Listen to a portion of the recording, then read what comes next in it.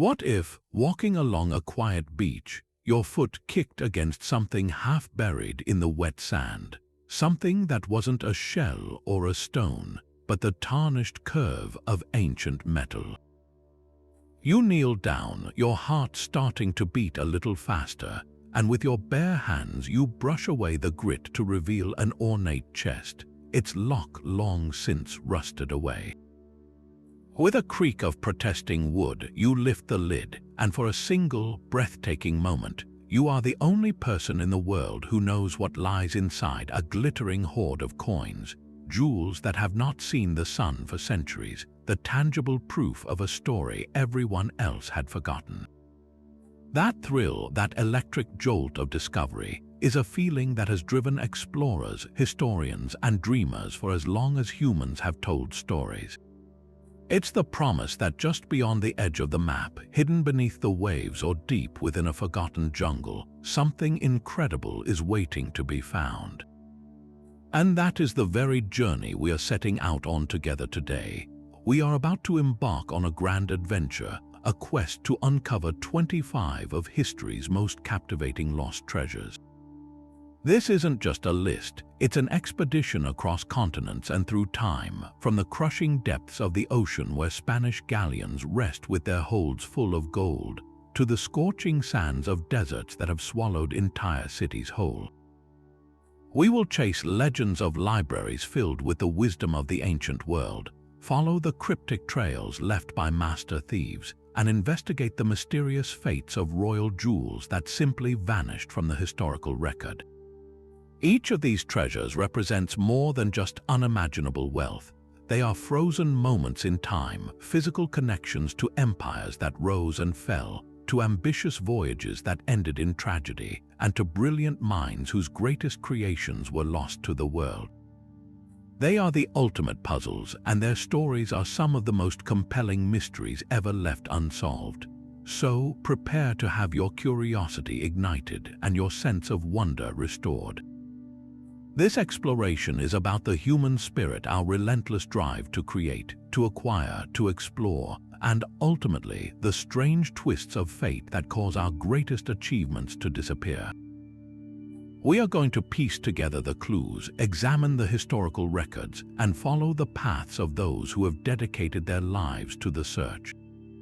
Some of these treasures may still be out there, waiting for the right combination of luck and determination to bring them back into the light. This is our shared invitation to step into the unknown, to feel the pull of a mystery that has endured for hundreds, even thousands of years, and to ask ourselves the most exciting question of all: what if it's still out there, just waiting to be found?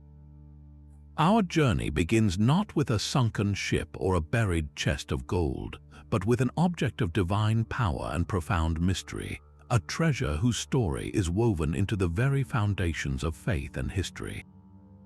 We are speaking, of course, of the Ark of the Covenant. Described in the book of Exodus, this was no ordinary chest.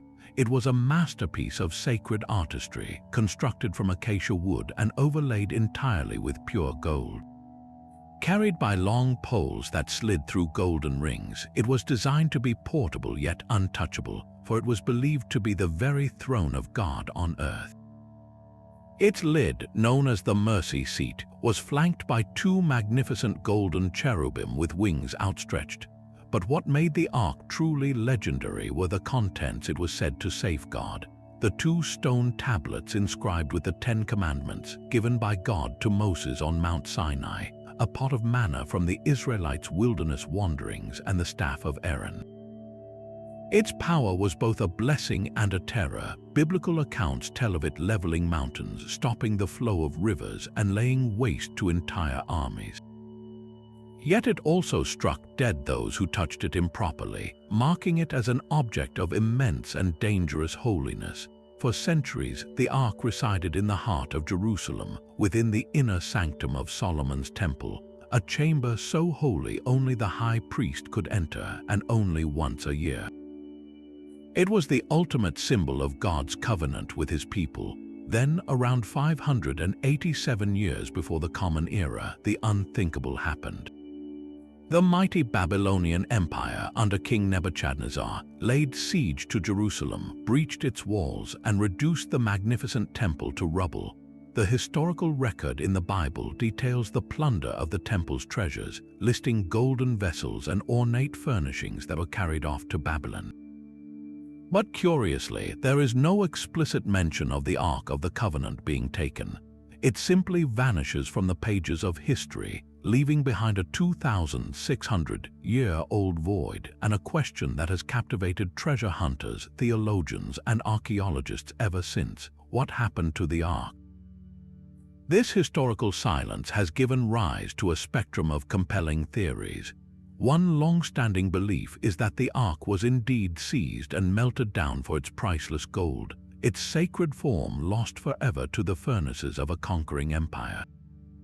Another suggests that foresighted priests, recognizing the impending doom, secretly removed the Ark from the temple and hid it in a prepared chamber deep beneath the temple mount itself, where it remains to this day, waiting to be rediscovered. A third and particularly popular theory points to the prophet Jeremiah, who, according to one text, was warned by God of the coming invasion and took the Ark along with the tabernacle and hid them in a cave on Mount Nebo, with the location lost to time.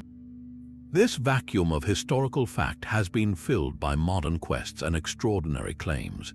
In the 1980s and 90s, an amateur archaeologist named Ron Wyatt garnered international attention by claiming he had not only found the Ark, but had actually seen it in a chamber directly beneath the very spot where Jesus was crucified. He said it was covered in a blue stone-like substance and that Christ's blood from the cross had flowed down through the rock and onto the mercy seat. Unsurprisingly, mainstream archaeologists and scholars have widely dismissed his claims due to a complete lack of verifiable evidence and scientific methodology. Far more established, yet still fiercely debated, is the claim of the Ethiopian Orthodox Tewahedo Church. For centuries, they have asserted that the Ark resides within the chapel of the tablet, adjacent to the Church of Our Lady Mary of Zion in Axum.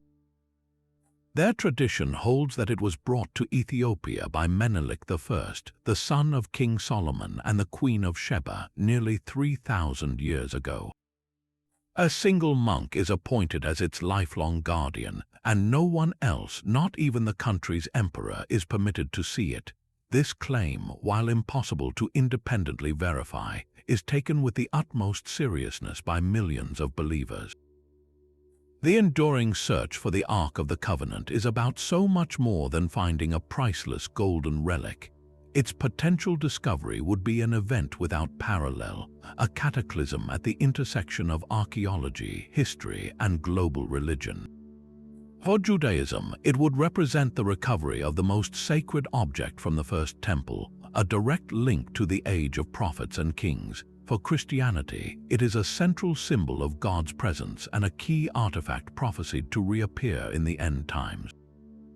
In Islam, it is revered as a sign of God's authority. To physically hold the Ark would be to touch a cornerstone of Western civilization, forcing a re-evaluation of ancient texts and potentially rewriting our understanding of biblical history. It remains the ultimate prize, a treasure whose value is measured not in gold but in faith itself. From one of history's most sacred artifacts, we now journey to a landscape of rugged, sun-scorched beauty and a legend built not on divine power but on pure, earthly greed. Deep within the heart of Arizona, the Superstition Mountains rise from the desert, a jagged silhouette of volcanic rock and deep canyons that has captured the American imagination for well over a century. This is the domain of the most famous lost mine in the world, a story so deeply woven with mystery, danger, and the promise of untold wealth that its name alone evokes a powerful sense of adventure, the Lost Dutchman Gold Mine. The central figure of this tale is a man named Jacob Waltz, a German immigrant who arrived in Arizona during the mid-19th century. The term Dutchman was a common American mispronunciation of Deutsch, meaning German, and it was Waltz who, in the final years of his life, became the source of the entire legend. The story goes that in 1891, as an old man lying on his deathbed in Phoenix, Waltz began to whisper cryptic details about a fantastically rich gold mine he had discovered in the superstitions. He spoke of a vein so pure that the gold could be pulled from the rock in fist-sized nuggets, a hidden treasure trove he had worked in secret for years. His clues were poetic and maddeningly vague: a mine hidden in a shadowy canyon, visible only at certain times of day, located near a distinctive landmark known as the Weaver's Needle, a towering volcanic spire that pierces the desert sky. He supposedly gave directions using the landmarks of a bygone era, talking about a trail you could follow from a certain waterhole, a specific canyon you had to pass through, and most famously that the mine itself was positioned so that the last light of the setting sun would shine directly upon its entrance. But this was not a simple story of discovery. Waltz's tale was shrouded in a darker history, one that added an aura of cursed fortune to the gold. He was said to have claimed the mine was not originally his. Local lore spoke of the Peralta family from Mexico, who had operated a series of rich mines in the superstitions for generations. According to the most common version, the Peraltas were ambushed by Apaches in the 1840s while transporting a massive gold shipment back to Mexico, an event known as the Peralta Massacre. The mine was then lost, its location forgotten, until Waltz, and potentially his partner, Jacob Weiser, somehow rediscovered it, perhaps with the help of a Peralta descendant. This backstory provided a convenient explanation for why such a rich source of gold remained hidden, and crucially, it wove a thread of violence and betrayal into the legend from the very start. Waltz himself was said to be secretive and paranoid, allegedly because he had killed his partner or feared claim jumpers, and he only brought small amounts of incredibly high-grade ore into town to finance his modest life, never revealing the source. The deathbed confession set off a chain of events that continues to this day. People who had cared for the old man, including a neighbor named Julia Thomas, became obsessed with his fragmented directions. Thomas, to whom Waltz had reportedly given a detailed hand-drawn map, led one of the first of countless expeditions into the mountains. They found nothing but hardship and disappointment. This pattern would repeat itself thousands of times over the next century. Prospectors, adventurers, and dreamers from all walks of life have poured into the superstition wilderness, armed with maps, metal detectors, and an unshakable belief that they possess the one key clue everyone else has missed. The terrain itself is a formidable adversary, a brutal maze of sheer cliffs, treacherous drop-offs, and extreme temperatures. Yet a far more sinister element gives the legend its grim reputation: the curse of the Dutchman. Dozens of people have died in the search, from falls and dehydration to more violent and unexplained ends. Some disappearances are particularly chilling, like that of Adolph Ruth, a Washington, D.C. clerk who in 1931 ventured into the mountains with a famous Peralta family map and was later found dead with 2 gunshot wounds to his head. His skull was discovered some distance from the rest of his body. Other searchers have simply vanished without a trace, their fates adding to the mountain's ominous lore and fueling speculation that someone or something is actively guarding the secret. This long history of tragedy and failure inevitably leads to a fundamental question that historians and geologists have debated for decades: did the Lost Dutchman mine ever truly exist? Skeptics present a compelling case. They point out that no large-scale gold deposit matching Waltz's description of a mother lode of nearly pure gold has ever been found in the Superstition Mountains, despite extensive geological surveys.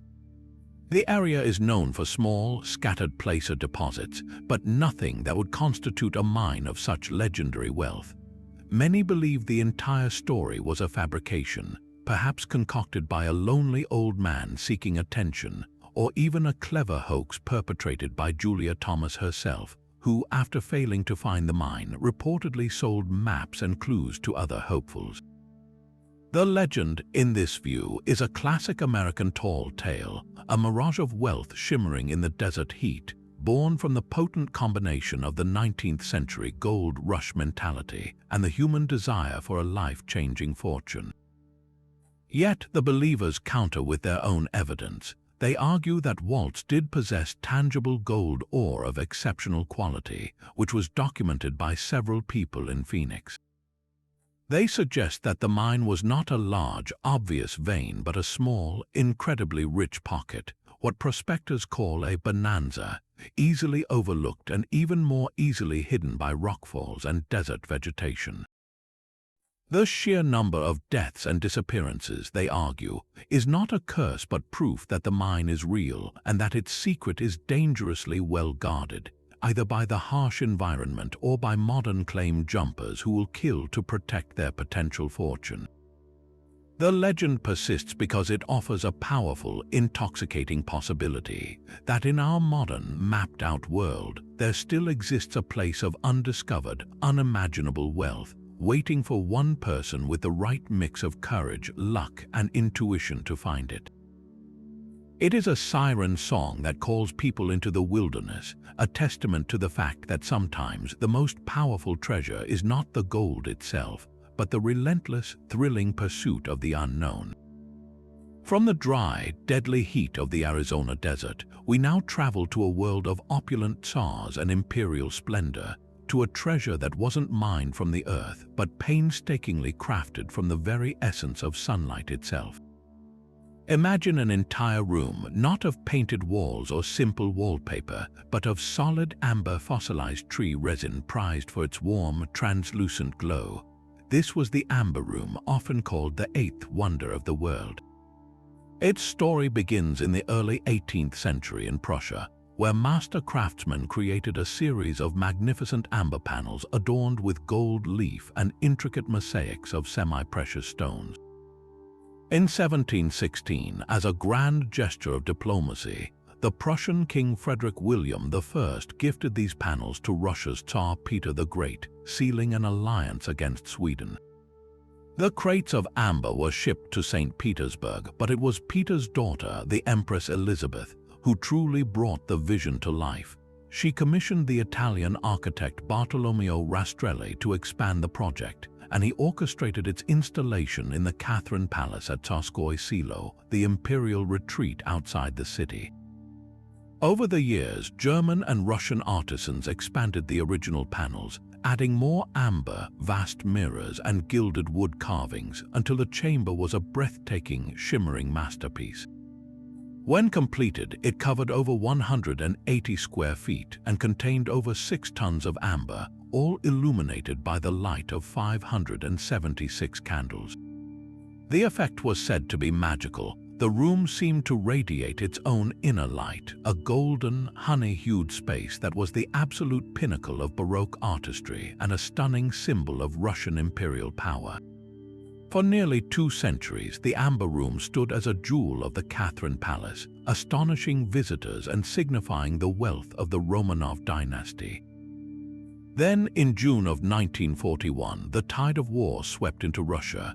As Nazi forces advanced on Leningrad, the curators at the Catherine Palace faced an agonizing dilemma.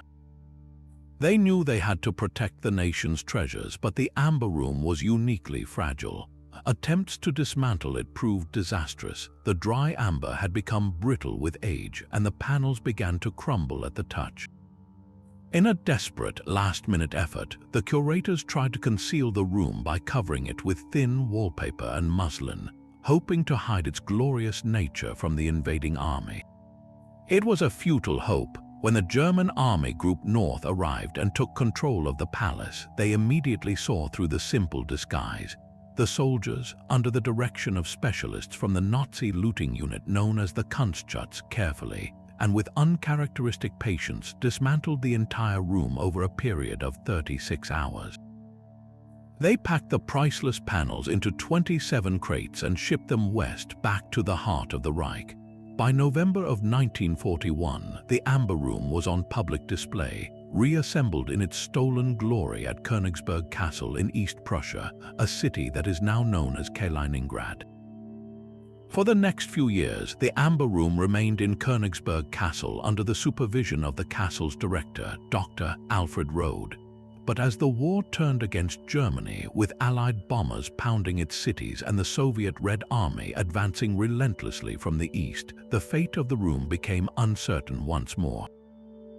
In August of 1944, a massive Royal Air Force bombing raid struck Königsberg, causing a fierce fire in the castle's wings. While the room itself was reportedly only lightly damaged, this event forced the Nazis to crate the panels up once again for their own protection. This is the last confirmed sighting of the Amber Room in its assembled form. By April of 1945, as Soviet forces were shelling the city into surrender, the trail goes completely cold. The 27 crates and the 6 tons of amber treasure they contained simply vanished. The mystery of what happened next has spawned countless investigations and a labyrinth of competing theories, each with its own compelling and often contradictory evidence. One prominent theory is that the room was, in fact, destroyed in the final bombardment of Königsberg. Proponents argue that the castle cellars, where the crates were supposedly stored, were gutted by the intense fires that raged for days after the city fell. They point to eyewitness accounts from Soviet soldiers who described finding burnt-out remains of amber and gilded wood in the castle's ruins. However, no large, identifiable pieces were ever officially documented, leaving room for doubt. This has fueled the far more tantalizing possibility that the room was not destroyed at all, but deliberately hidden by the retreating Nazis. Königsberg was a key stronghold, and the region is riddled with forgotten tunnels, ancient salt mines, and secret military bunkers. One of the most persistent leads points to a complex of tunnels and chambers beneath the city itself. Numerous searches have been conducted over the decades, some even prompted by anonymous tip-offs, but they have yielded nothing more than dead ends and false hopes. Other theories suggest the crates were loaded onto a ship in the chaotic final days of the war, part of a desperate evacuation across the Baltic Sea. Several vessels from that period are now lying at the bottom of the sea, and more than one treasure hunter has claimed to have sonar images suggesting one of these wrecks could be the ghost ship carrying the Amber Room. The most famous candidate is the Wilhelm Gustloff, a German military transport ship that was sunk by a Soviet submarine in January of 1945 with immense loss of life. While it is known to have carried some looted treasure, there is no concrete evidence linking it to the Amber Room. The search has also fanned out across the German and Polish countryside, with investigations focusing on everything from abandoned silver mines to deep, forgotten lakes where crates could have been secretly dumped. The sheer number of potential hiding spots speaks to the scale of the Nazi looting operation and the chaos of their final collapse. In a remarkable twist to this story, a dedicated team of Russian craftsmen began a monumental project in 1979 to reconstruct the Amber Room from scratch using old black and white photographs and pre-war designs. For over 20 years, they labored painstakingly carving new amber panels and replicating the intricate mosaics. This Herculean effort was funded largely by German donations, a symbolic act of atonement. The new Amber Room was finally unveiled in 2003 in the restored Catherine Palace, a stunning tribute to the original. Yet, the existence of this beautiful replica has done nothing to quell the hunt for the real one. The possibility that the original 27 crates are still out there, hidden in a dark, damp tunnel or resting silently on the seafloor, continues to exert a powerful pull. The Amber Room represents a double loss: first, the theft of a priceless cultural artifact, and second, the disappearance of a unique piece of artistic genius. Its recovery would be more than just the finding of treasure. It would be the healing of a deep historical wound, the return of a golden sunbeam that was stolen from the world. Just when you think the rules of treasure hunting are set in stone, history has a way of presenting us with a riddle that defies all expectations. We have spoken of golden arks, lost mines, and Amber Rooms, tangible, physical treasures we can picture in our minds. But what if the treasure itself is not an object but a set of instructions? What if the most valuable find is a map deliberately crafted to outlast papyrus and parchment, waiting for centuries for someone with the key to unlock its secrets? This is the extraordinary reality of our next lost treasure, an artifact so unique it stands apart even among one of the greatest archaeological discoveries of all time, the treasure of the Copper Scroll. Found in 1952 near the site of Qumran, in the same caves that yielded the famous Dead Sea Scrolls, the Copper Scroll was immediately an outlier. While the other scrolls were made of fragile papyrus or leather containing biblical texts and community rules, this one was different. It was made of metal copper mixed with about 1% tin to make it more durable. And it wasn't written with ink. Its message was painstakingly hammered into the soft metal in the form of small, punched letters, a laborious process that signaled the immense importance of its content. The scroll was so heavily corroded and brittle that scholars couldn't simply unroll it without the metal shattering into pieces. It took 4 long years and the careful work of experts at the Manchester College of Technology, who had to cut the scroll into 23 separate strips in order to read it. When they finally deciphered the text, they were astounded. This was not a religious treatise or a historical account. It was an inventory, a list, and what a list it was. The text, written in a form of Hebrew distinct from the other scrolls, itemizes over 60 different caches of treasure. The quantities described are almost beyond comprehension. It speaks of vast amounts of gold and silver, not in vague terms, but with specific, staggering measurements. We read of talents, a unit of weight that could be as much as 75 pounds. The scroll lists hundreds and even thousands of talents of gold and silver, along with precious ritual vessels, incense, and scrolls themselves. One entry might direct you to a certain cistern where 65 gold bars are buried. Another describes a tomb where 17 talents of silver are hidden under a large stone. The sheer scale of the wealth described would be worth hundreds of millions, perhaps even billions of dollars in today's currency. This wasn't just a king's ransom, it was the treasure of a nation, but the Copper Scroll is perhaps the most frustrating treasure map ever created. Its directions are cryptic and rely on landmarks that have been lost to 2,000 years of erosion, earthquakes, and human development. It will instruct a seeker to go to a specific valley and look for a river that has since dried up, or to locate a ruin that has long since crumbled to dust. It refers to places with names like the Solomonic Canal or the Cave of the Column, locations that have no clear modern equivalents. For example, one instruction translates as, "In the cavity of the old house of tithing, in the platform of the chain court, 65 bars of gold." Where was the old house of tithing? Where was the chain court? These were likely common knowledge in 1st century Judea, but their locations are a matter of intense scholarly debate today. It's as if someone gave you a map to buried treasure in your hometown, but wrote it using childhood nicknames for parks and streams that only they and their friends would understand. This leads to the central, burning question that has consumed researchers since the scroll's discovery: whose treasure is this and why was it hidden?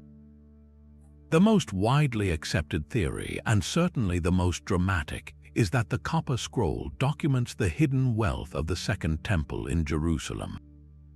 In the years leading up to the First Jewish-Roman War, around 66 to 70 of the Common Era, the Roman Empire was tightening its grip on the rebellious province of Judea.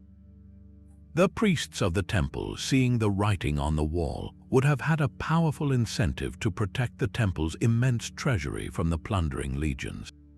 According to this theory, they systematically emptied the temple's coffers and, with the help of a community like the one at Qumran, secreted the wealth away at dozens of different locations across the Judean desert. The Copper Scroll was then created as a permanent, indestructible record of where they had put it, a master list to ensure the sacred treasures could be recovered once the conflict was over. The fact that the scroll was found separately from the other Dead Sea Scrolls and was made of a different material supports the idea that it was considered a wholly different kind of document, not a text for study, but a functional guide to an enormous fortune. Of course, not everyone agrees. Some scholars propose that the treasure described is simply too vast to have come from the temple alone, suggesting it may be a cumulative record of wealth from multiple sources, or perhaps even a legendary or fictional compilation. Others have wondered if it could be the treasure of a radical Jewish sect like the Zealots, who are known to have minted their own coins and controlled territory during the revolt. The sheer practicality of the list, however, with its specific weights and locations, argues strongly against it being a mere legend.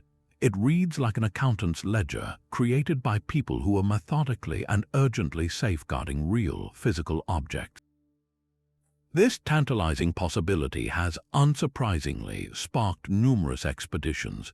Most famously, a retired English professor and amateur archaeologist named John Allegro became obsessed with the scroll in the 1960s. He mounted several expeditions to Jordan, following the scroll's clues with a conviction that bordered on fanaticism. He dug at the base of cliffs, explored ancient aqueducts, and even used dynamite in his search, all to no avail. Other, more scientific searches have been conducted over the years, using ground-penetrating radar and satellite imagery to try to match the ancient geography with modern topography. A few small, ambiguous finds have been reported, like ancient pottery or a single gold ring, but nothing that comes close to the monumental hoards described in the text. The harsh, shifting desert landscape has proven to be a formidable guardian of its secrets. The enduring power of the copper scroll lies in this perfect storm of specificity and mystery. It is not a vague rumor of wealth. It is a detailed, itemized bill of lading for a fortune that, according to the scroll, is still sitting in the ground. It offers the ultimate what-if scenario. Unlike the Ark of the Covenant, which is shrouded in divine mystery, or the Lost Dutchman's Mine, which is rooted in oral tradition, the copper scroll is a tangible, physical document that explicitly states that unimaginable treasure was buried in specific, if now lost, places. It transforms the entire Judean wilderness into a potential treasure chest, inviting us to look at every wadi, every cave, and every ruin with new eyes. It is a cold, hard case file from the ancient world, a puzzle that has outlasted its creators, daring anyone with enough knowledge and perseverance to solve it. Leaving behind the cryptic riddles of the copper scroll, we now turn to treasures of a different, more brilliant nature, where the mystery lies not in a hidden location, but in the fate of magnificent jewels that were once the pride of empires and then simply vanished from sight. Our next two lost treasures are gemstones of legend, one a massive diamond that passed through the hands of Europe's most powerful dynasties, and the other a set of regalia whose theft from the very heart of a capital city ignited a scandal that has never been resolved. The first of these is a stone of almost mythical presence, the Florentine Diamond. Picture a diamond of 137 carats, cut into a unique 9-sided, 126-facet double rose shape, and possessing a pale, lemony yellow hue that seemed to capture the very essence of sunlight. Its early history is shrouded in the fog of time, with one unverified but compelling story claiming it was originally a 132-carat rough stone discovered in the Golconda mines of India, and later purchased by Duke Charles the Bold of Burgundy, who carried it as a talisman into battle. According to legend, after his defeat and death at the Battle of Nancy in 1477, the diamond was found on his body by a peasant who, unaware of its true value, sold it for a pittance. It eventually found its way into the hands of the burgeoning mercantile powerhouse of Europe, the Medici family of Florence. It was under their patronage that the stone received its legendary cut, transforming it into the masterpiece that would bear their city's name for centuries. For generations, the Florentine diamond was a centerpiece of the Medici treasury, a symbol of their vast wealth and cultural influence. When the last of the Medici line died out in the 18th century, the diamond's journey continued.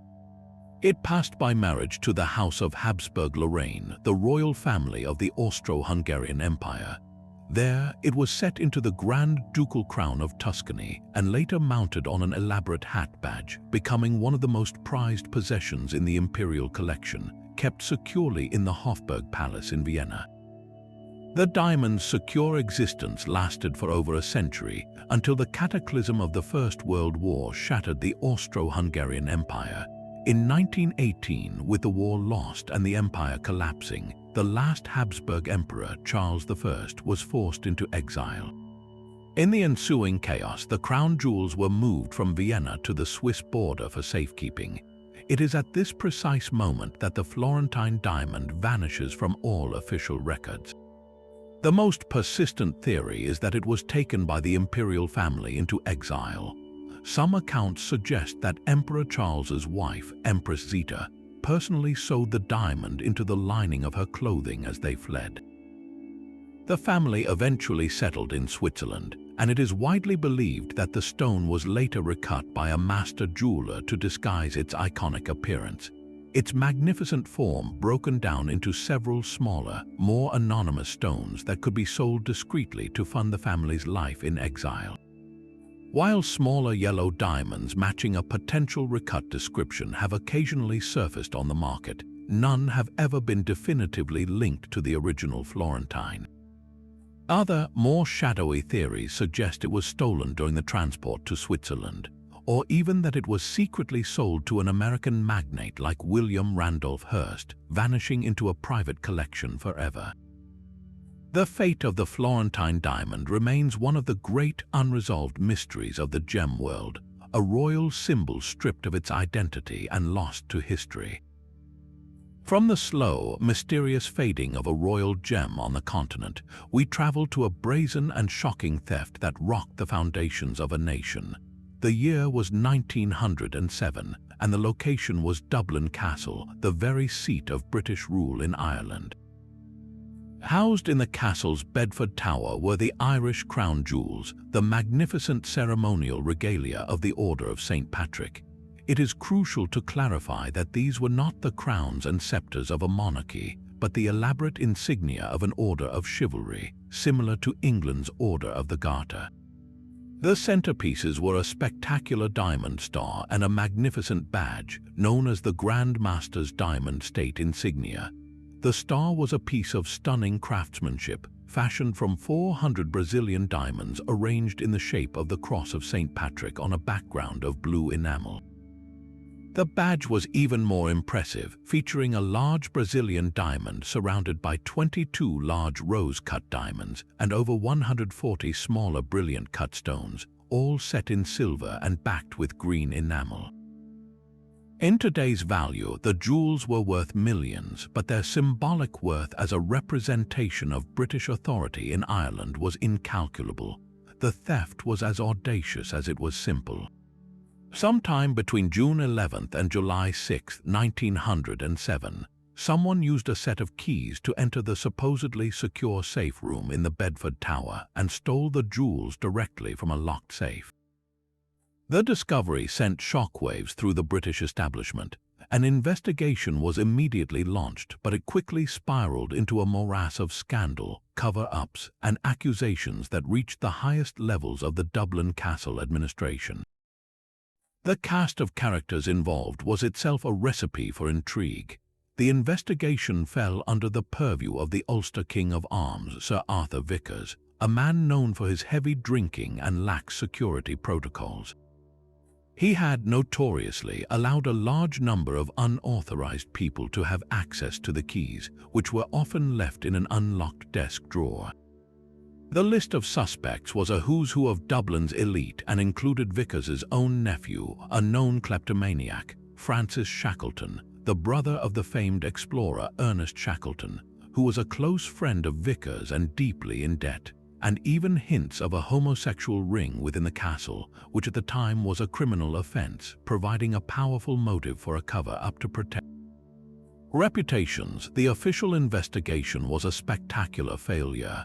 it was hampered at every turn by obfuscation from the authorities in London and Dublin, who seemed more interested in containing the scandal than in recovering the jewels. Key witnesses were not properly interviewed, leads were not followed, and Vickers himself was made the primary scapegoat and forced to resign. He maintained his innocence until his death, even allegedly leaving a sealed envelope with instructions that it be opened only after Ireland gained its independence, suggesting it contained the true culprit's name. The envelope, when opened in the 1940s, was found to be empty.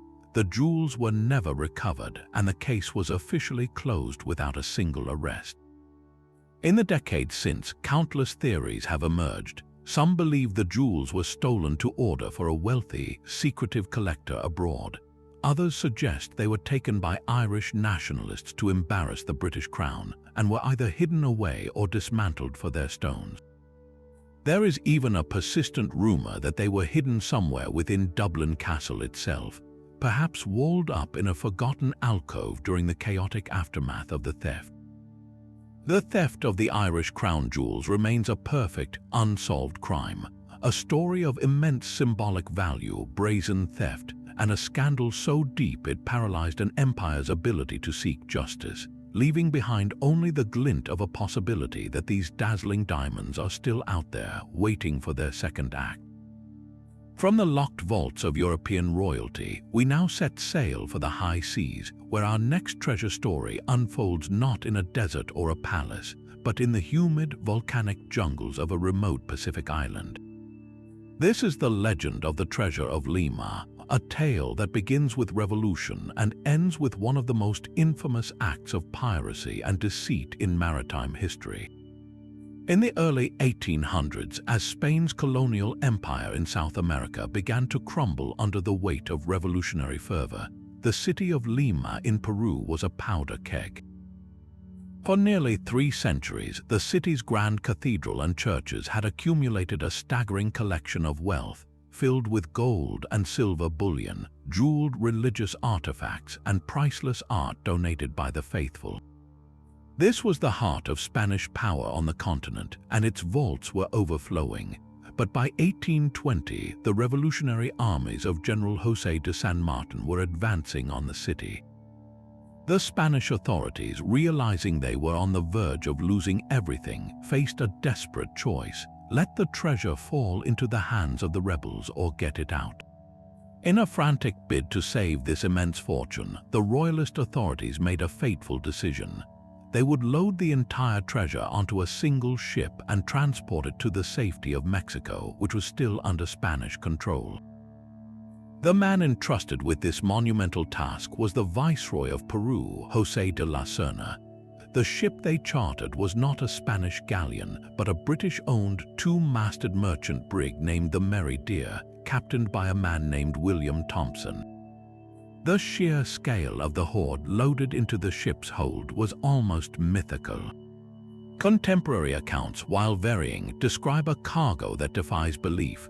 113 gold religious statues, including a solid gold, life-sized statue of the Virgin Mary, 200 chests of jeweled swords and daggers, 170 tons of gold and silver ingots, hundreds of gold church plates and chalices, and a chest containing 12 massive diamonds. In total, its modern value has been estimated to be anywhere from $200 million to over $1 billion.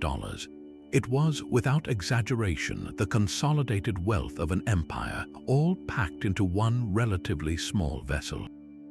Captain William Thompson and his crew of 12 were given strict orders to sail north to Mexico and to protect the treasure with their lives.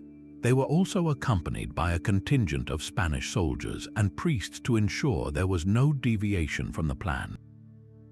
For the first part of the voyage, all went as intended, but the sight of such unimaginable wealth just sitting there in the dark hold proved to be an unbearable temptation. The human heart, when faced with a fortune that could make a man a king, is a fragile thing. Somewhere off the coast of Central America, the temptation gave way to action. Captain Thompson and his crew mutinied. In a swift and bloody uprising, they overpowered and murdered the Spanish guards and the accompanying priests, throwing their bodies overboard. In a single, violent act, the custodians of the treasure had become its pirates, now masters of a ship carrying a king's ransom, and with a death sentence hanging over their heads from both the Spanish and the new revolutionary governments. Thompson and his crew needed a plan. They couldn't just sail into any port and try to sell solid gold statues. They would be instantly arrested. They needed to hide the treasure, wait for the political situation to cool down, and then return for it later to divide the spoils. They decided their best hope was a small, remote, and uninhabited island known for its fresh water and dense cover, Cocos Island.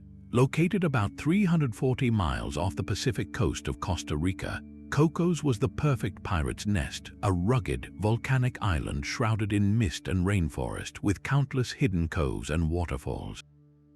According to the legend, Thompson and his men spent several days on the island, carefully transporting the immense treasure from the Merry Deer to a secret location.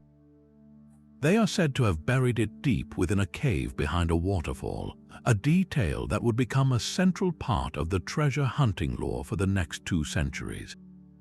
Their plan, however, began to unravel almost immediately. After leaving Cocos Island, the Merry Deer was intercepted by a Spanish warship. In the ensuing battle, most of the mutinous crew was killed. Only Captain Thompson and his first mate were spared, supposedly on the condition that they lead the Spanish back to the treasure. Thompson, in a final act of duplicity, agreed. He led the Spanish on a wild goose chase around Cocos Island, pretending to search for the hiding spot before he and his first mate managed to escape into the jungle. They were eventually rescued by a passing whaling ship, but Thompson's first mate died at sea. William Thompson was the last man standing, the sole survivor who knew the location of the Treasure of Lima. He would carry that secret with him for decades, living in obscurity in Newfoundland, Canada. On his deathbed, it is said that he finally gave a detailed map to a friend or a fellow sailor, a man named John Keating, setting the stage for the next chapter in the treasure's elusive history. That single deathbed confession ignited a treasure-hunting frenzy that has lasted for over 150 years. The legend of the Treasure of Lima, combined with rumors of other pirate caches on Cocos Island, has drawn hundreds of expeditions to its rocky shores. The list of those who have searched reads like a who's who of adventure. Most famously, the German adventurer August Gisler lived on Cocos Island for nearly 20 years, from the late 1890s to the early 1900s, convinced he was on the verge of a discovery. He found a handful of old Spanish coins, just enough to keep his hope and the legend alive. Even more notably, the American tycoon and treasure hunter Franklin Delano Roosevelt, before he became president, financed and participated in an expedition to Cocos Island in 1935, captivated by the same stories that have tempted so many others. Despite the efforts of these and countless other seekers, armed with increasingly sophisticated technology like metal detectors and ground-penetrating radar, the Treasure of Lima has never been officially found. The enduring mystery of this particular hoard is a classic paradox of treasure lore. On one hand, the story is incredibly well documented for a pirate tale, with specific accounts of the treasure's composition and a clear historical context for its theft. This gives it a powerful ring of truth that many other legends lack. On the other hand, skeptics argue that the sheer volume of the treasure described makes its burial and subsequent disappearance logistically improbable. Could a small crew really have transported 170 tons of metal into a cave in just a few days? They also point out that Cocos Island is a relatively small landmass, and after 2 centuries of intensive searching, it seems unlikely that such a massive hoard could have remained hidden. Perhaps the treasure was never buried on Cocos at all.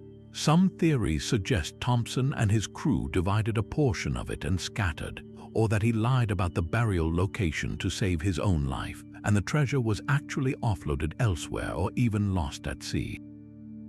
Yet the possibility remains, a siren song whispering from the misty jungles of a remote island, a tangible reminder that sometimes the greatest fortunes are not just lost but actively waiting, challenging each new generation to prove their worth against the tides of history and the secrets of the earth. Yet another treasure, born not from ancient plunder but from imperial opulence and unparalleled artistry, takes us back to the final, glittering days of the Russian Empire. We are speaking, of course, of the Fabergé eggs. These were not simple, decorative objects. They were the pinnacle of the jeweler's art, conceived as the most extravagant Easter gifts a Tsar could bestow upon his Tsarina. Under the patronage of Tsars Alexander III and Nicholas II, the master goldsmith Peter Karl Fabergé and his team of artisans were given a single, glorious directive: create something beautiful and surprising each year with no limits on cost or creativity. The result was a series of 50 imperial Easter eggs, each one a masterpiece of technical ingenuity and artistic vision. Crafted from the most precious materials, gold, silver, platinum, and layers of translucent enamel in hues of deep blue, crimson, and lavender, the eggs were just the beginning. Their true magic lay in the surprise concealed within.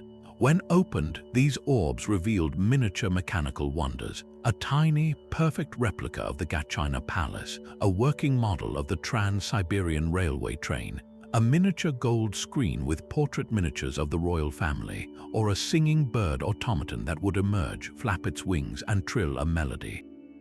They were stories told in gemstones and gold, celebrating the anniversaries, achievements, and personal lives of the Romanov dynasty. For 3 decades, this tradition continued, creating a collection that was the private pride of the imperial family. But the upheaval of the Russian Revolution in 1917 brought this world of exquisite beauty to a brutal and abrupt end. The Romanovs were placed under house arrest and their palaces were seized. The Bolsheviks, seeing the eggs as symbols of the oppressive autocracy they had just overthrew, catalogued them as state property and stored them away in the Kremlin armory.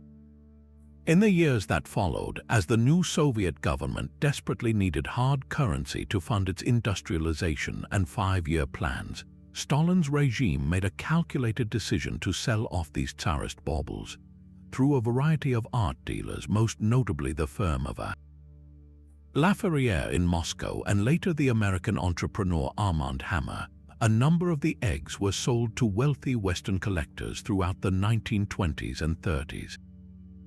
They were dispersed across the globe, often for a fraction of their true value, vanishing into private collections and museum vaults, their connection to each other and their original story temporarily broken. For many years, the location of most of the imperial eggs was known, but as scholars and Fabergé researchers began to meticulously trace their provenance in the latter half of the 20th century, a startling fact emerged: 8 of the original 50 eggs were unaccounted for. Their trails had gone cold, lost somewhere between the turmoil of the revolution and the chaotic international art market. These are not just any missing items, they are individual masterpieces, each with its own unique history and mystery. Take, for instance, the Nécessaire egg created in 1889. Contemporary records describe it as an egg made of yellow gold and green enamel, but its true function was revealed when it was opened. Inside was a complete 13-piece ladies' nécessaire, a set of miniature grooming tools like scissors, a manicure knife, and a pencil, all crafted from gold and neatly fitted into the egg's interior. Its last documented location was in 1949 when it was part of a London auction, but it has not been seen publicly since. Then there is the Alexander Roman III commemorative egg, a piece shrouded in particular intrigue. This egg was commissioned by Tsar Nicholas II in memory of his father, Tsar Alexander III, and was presented to the Dowager Empress Maria Feodorovna in 1909. While no photograph of it is known to exist, an inventory description from the Soviet sale era paints a tantalizing picture: an egg made of gold and translucent pink enamel, supported by 2 double-headed eagles made of platinum, and containing a surprise miniature portrait of Alexander III set with rose-cut diamonds. It was sold by the Soviets in 1932, likely to an American buyer, and then it simply vanished. For decades, it was considered one of the great lost treasures of the art world until a truly extraordinary turn of events. In 2011, a scrap metal dealer in the American Midwest purchased what he thought was an interesting, gaudy piece of jewelry at a flea market for about $14,000. He intended to melt it down for its gold content. When he couldn't find a buyer for the scrap, he researched the name Fabergé he saw inscribed on the piece, and to his absolute astonishment, discovered he was in possession of the long-lost third imperial egg from 1887. This incredible find, which sold at auction for millions, sent a shockwave through the collecting world and ignited a flame of hope that the other missing eggs, including the Alexander Roman III commemorative and the Nécessaire, might still be out there, unrecognized in a private home, mislabeled in a small museum's storage, or sitting in a dusty attic, waiting for the moment someone looks at. With truly knowing eyes, the hunt for these missing masterpieces is a unique kind of treasure quest. It is not about digging in the desert or diving to a shipwreck, but about meticulous archival research, art, historical detective work, and public appeals. The value of a single recovered Fabergé egg is astronomical, often fetching tens of millions of dollars at auction. But beyond the financial windfall, the recovery of one of these lost eggs would be the reassembly of a fractured historical narrative. Each egg is a chapter in the story of the Romanovs, a frozen moment of their lives, loves, and losses. To find one would be to repatriate a piece of cultural heritage, to restore a work of genius to the world, and to prove that even the smallest and most exquisite of treasures can survive the collapse of empires and the passage of a century, holding its secret until the right person in the right place finally understands what they are seeing. Leaving behind the crafted opulence of Fabergé eggs, we now journey to the very edge of the known world, to a land of howling winds and stark, breathtaking beauty, where the treasure is not a single object but an entire city forged from myth. This is the legend of the City of the Caesars, a phantom metropolis said to be hidden deep within the remote and treacherous landscapes of Patagonia at the southern tip of South America. The story begins in the early 16th century as Spanish conquistadors, fresh from their astonishing victories over the Aztec and Inca empires, pushed ever southward, driven by rumors of even greater riches. They encountered a land unlike any they had seen before, a vast, windswept territory of towering Andes mountains, massive glaciers, and arid plains, inhabited by the formidable Tehuelche people, who were of such impressive stature that the Europeans dubbed them giants. It was from this collision of European ambition and the awe-inspiring reality of the New World that the legend was born, a story that would become South America's most enduring answer to the fabled El Dorado. The earliest versions of the tale are intertwined with tales of shipwreck and survival. One account tells of a Spanish ship that foundered off the Patagonian coast, its survivors struggling inland through the harsh environment until they stumbled upon a miraculous city built entirely of silver and gold, inhabited by the descendants of earlier Spanish explorers and friendly indigenous people. Another strand of the legend wove in the story of the Inca Empire, suggesting that a group of Incas fleeing the Spanish conquest had transported a vast portion of their treasury south and established a new, hidden kingdom in the Patagonian wilderness. The city acquired many names over time: the Wandering City, the City of Patagonia, and most famously, the City of the Caesars. This last name is particularly evocative, linking it not to Roman emperors but to the Spanish Habsburg monarchs who held the title of Caesar, suggesting a lost, rightful kingdom of unimaginable splendor. The city was described as a place of impossible wealth, with streets paved with silver and buildings constructed from solid gold, possessing a magical quality that caused it to appear only at certain times or to certain people, vanishing into the mist just as a seeker drew near.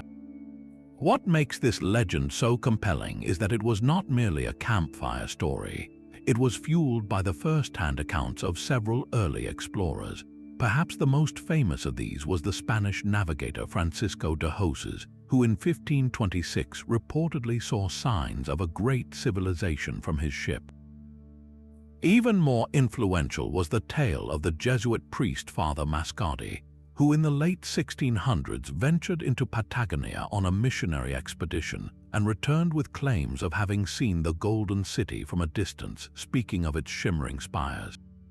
These reports, often fragmented and exaggerated through retelling, provided just enough credible detail to convince generations of adventurers that the city of the Caesars was not a fantasy, but a real, tangible place waiting to be claimed.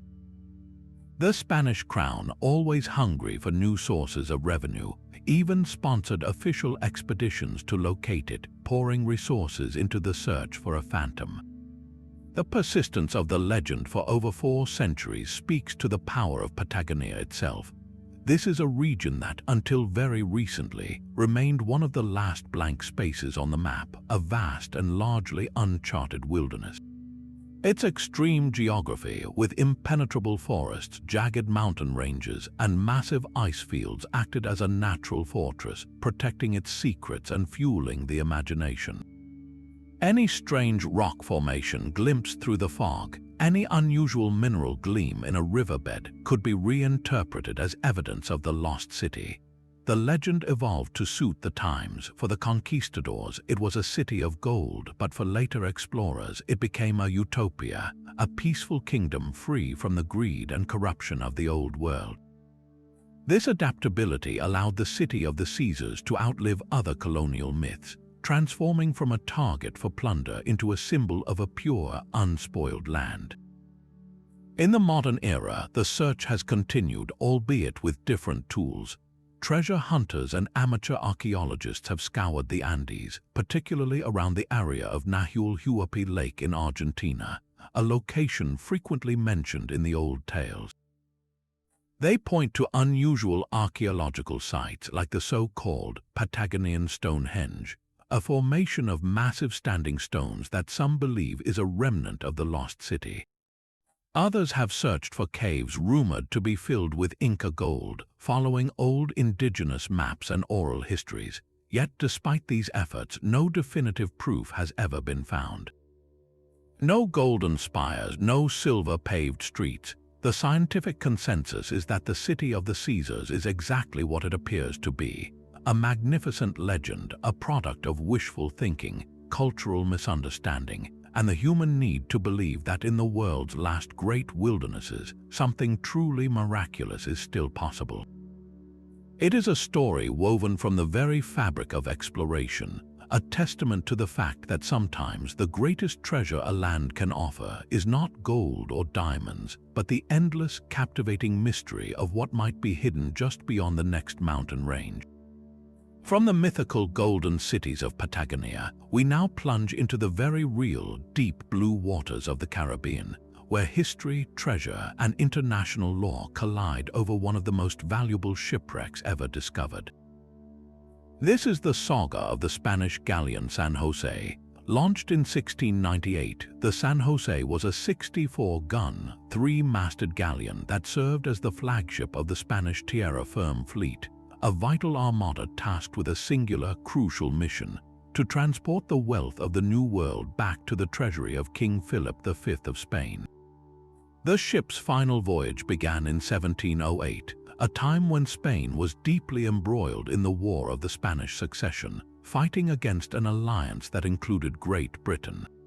The coffers in Madrid were nearly empty, and the success of the San Jose and its fleet was critical to funding the ongoing war effort. The galleon's hold was filled to capacity with a cargo of almost unimaginable value.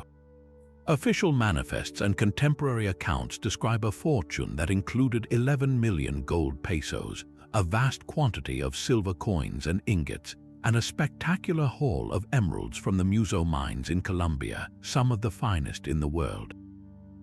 Consolidated from ports across Peru and Panama, this treasure represented taxes, royal revenues, and private merchant wealth, a literal fortune destined for a king. The journey, however, was fraught with danger. British naval squadrons actively patrolled the Caribbean, knowing that intercepting a Spanish treasure fleet would be a devastating blow to their enemy's war finances.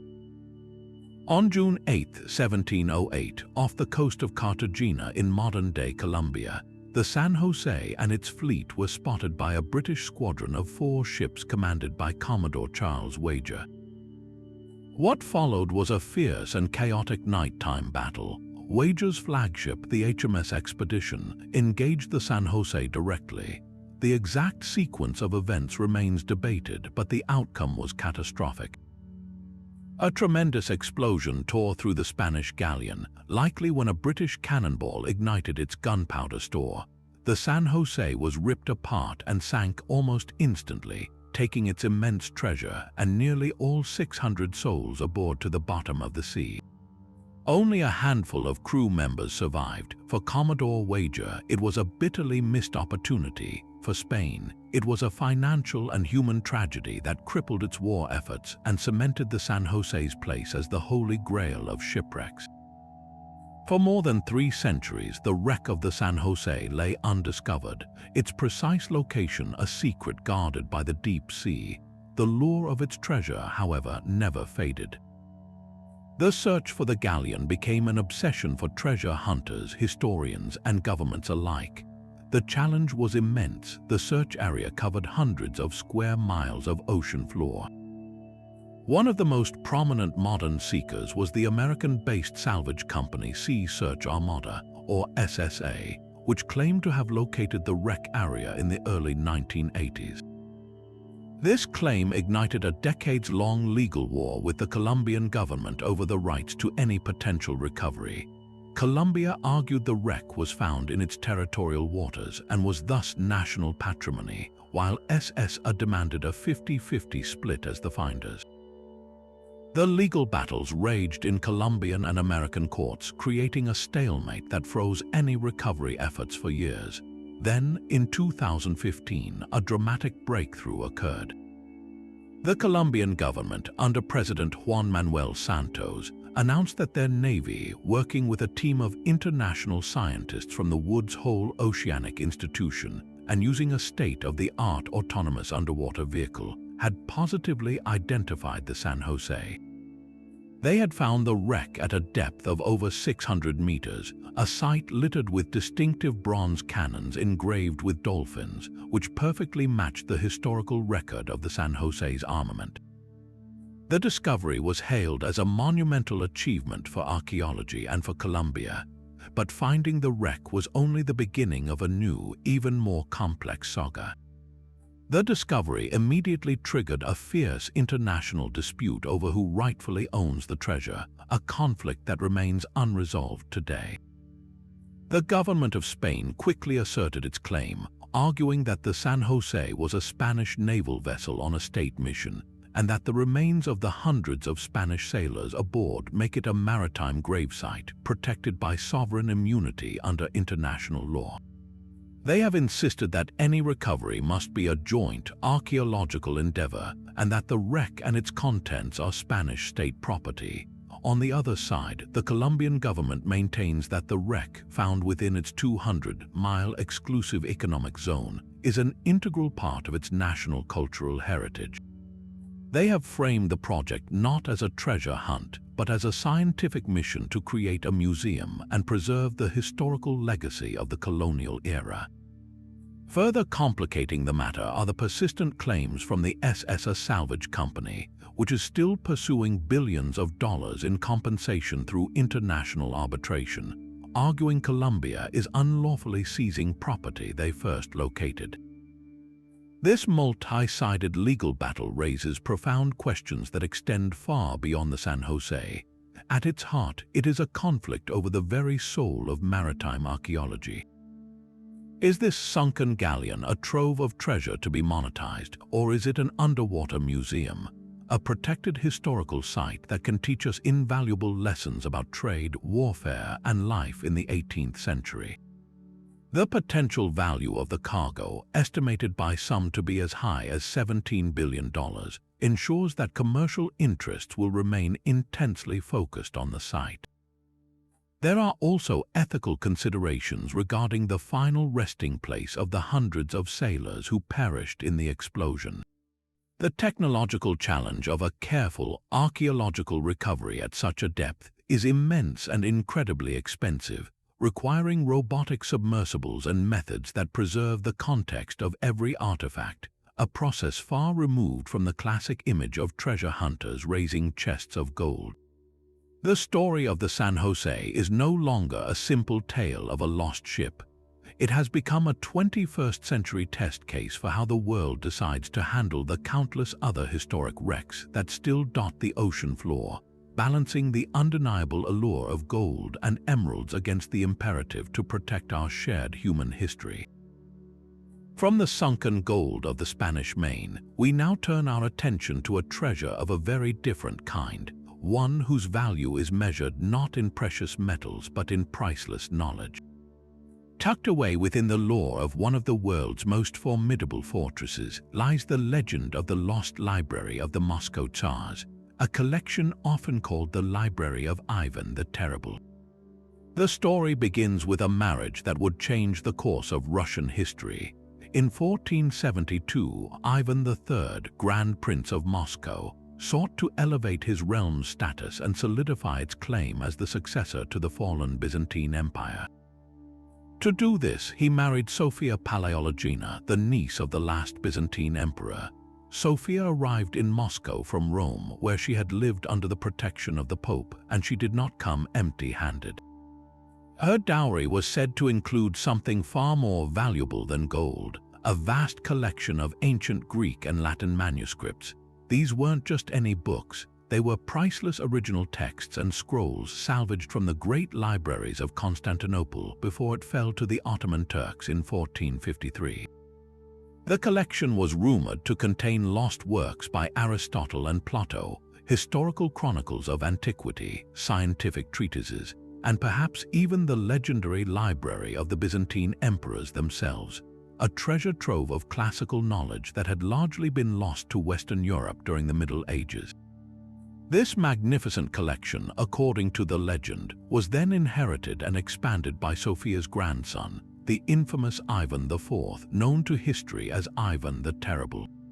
A man of immense contradiction, brilliant, devout, and profoundly paranoid, Ivan was also a voracious reader and a passionate collector of books. He is said to have been obsessed with this inherited library, adding to it with acquisitions from across Europe.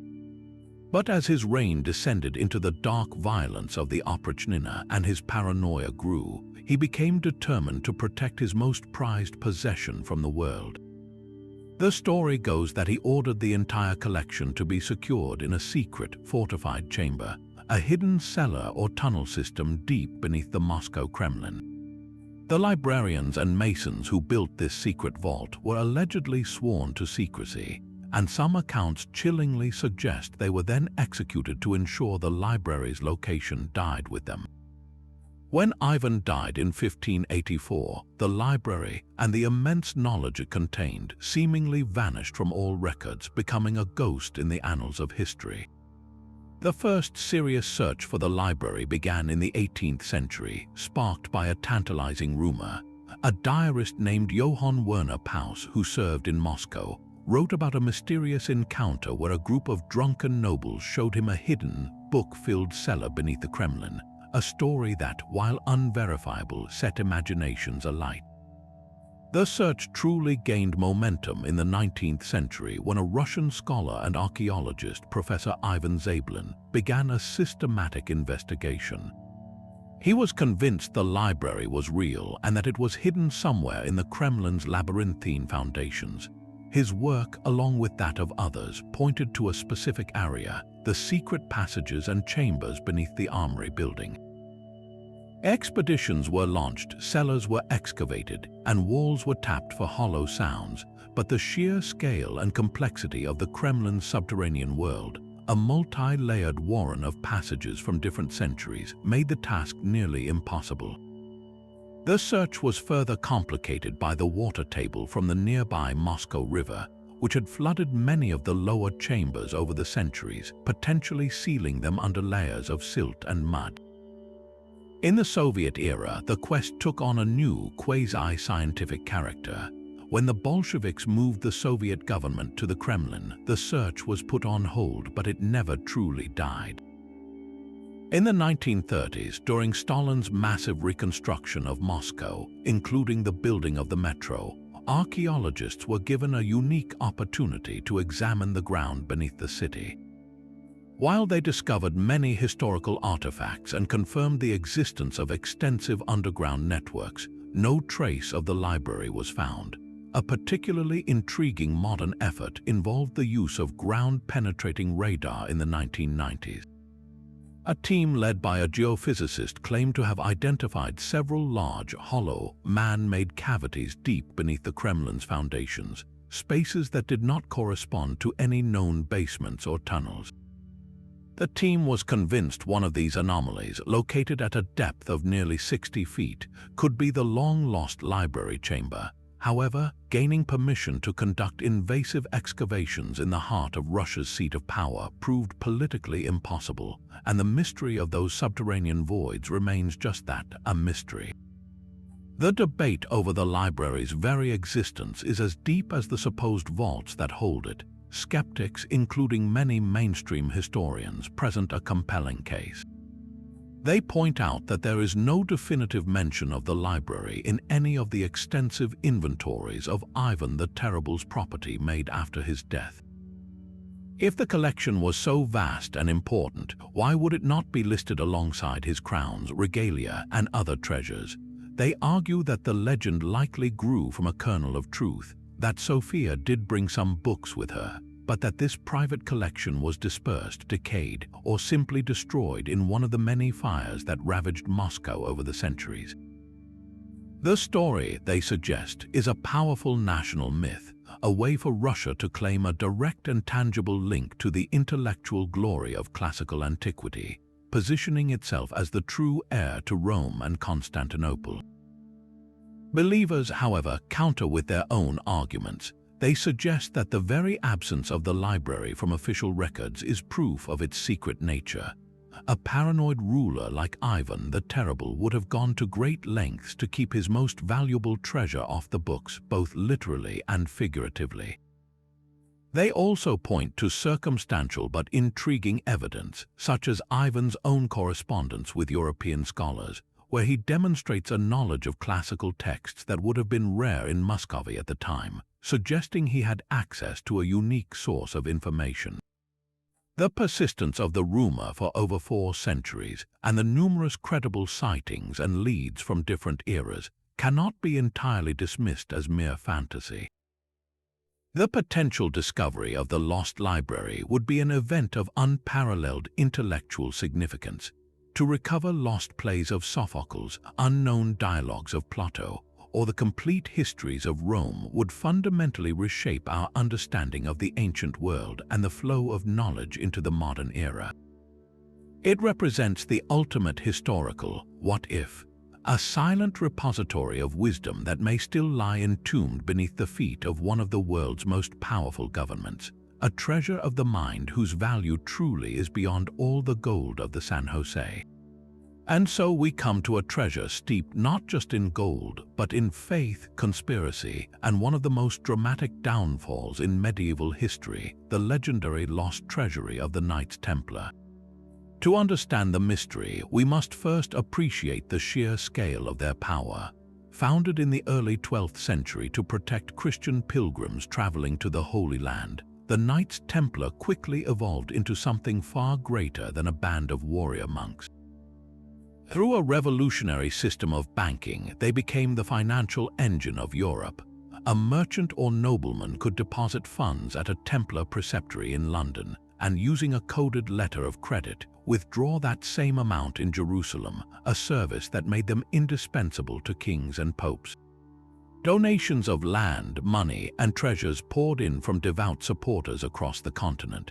For nearly 200 years, they amassed a fortune so vast it made them arguably the first multinational corporation, with a network of fortifications, farms, and financial houses stretching from Scotland to the Levant.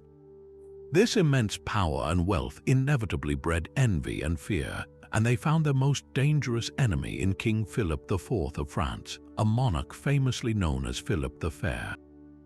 By 1307, Philip was drowning in debt, much of it owed to the Templars themselves. Seeing their riches as the solution to his financial ruin, he devised a ruthless plan. On Friday, October 13, 1307, he launched a coordinated dawn raid, arresting hundreds of Templars across France, including their Grand Master, Jacques de Molay, on charges of heresy, blasphemy, and obscene secret rituals. The arrests were swift and brutal, but there was one glaring, inexplicable omission. When the king's men stormed the Templar headquarters in the Paris Temple, the heart of their financial empire, they found the order's fabled central treasury had vanished. The chests of gold, silver bullion, and priceless religious relics, including rumored artifacts like the Holy Grail or the mummified head of Jesus Christ, were simply gone. This single event is the bedrock of the treasure legend. If the treasury wasn't in Paris, where was it? The most compelling theory suggests that the Templars, forewarned of the impending arrests, orchestrated a daring escape for their treasure. According to this narrative, a small, trusted contingent of knights loaded the treasury onto a train of wagons a day or two before the fateful Friday the 13th.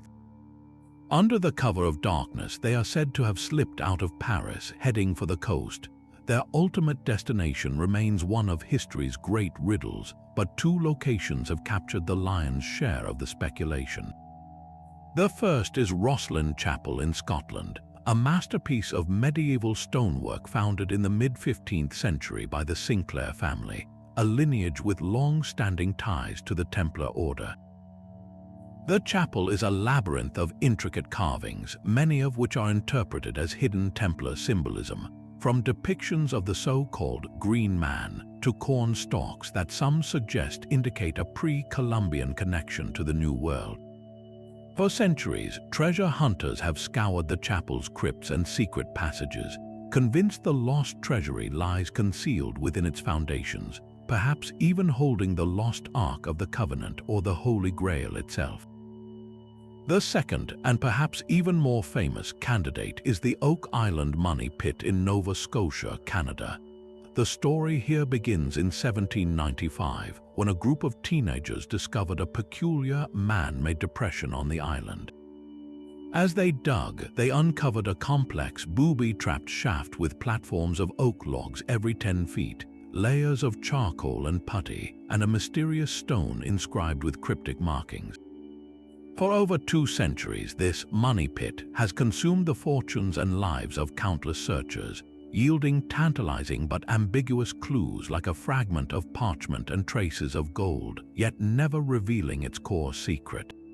The Templar connection was forged by theorists who argue that the knights, with their extensive fleet, sailed across the Atlantic long before Columbus, transporting their treasure to the New World for safekeeping.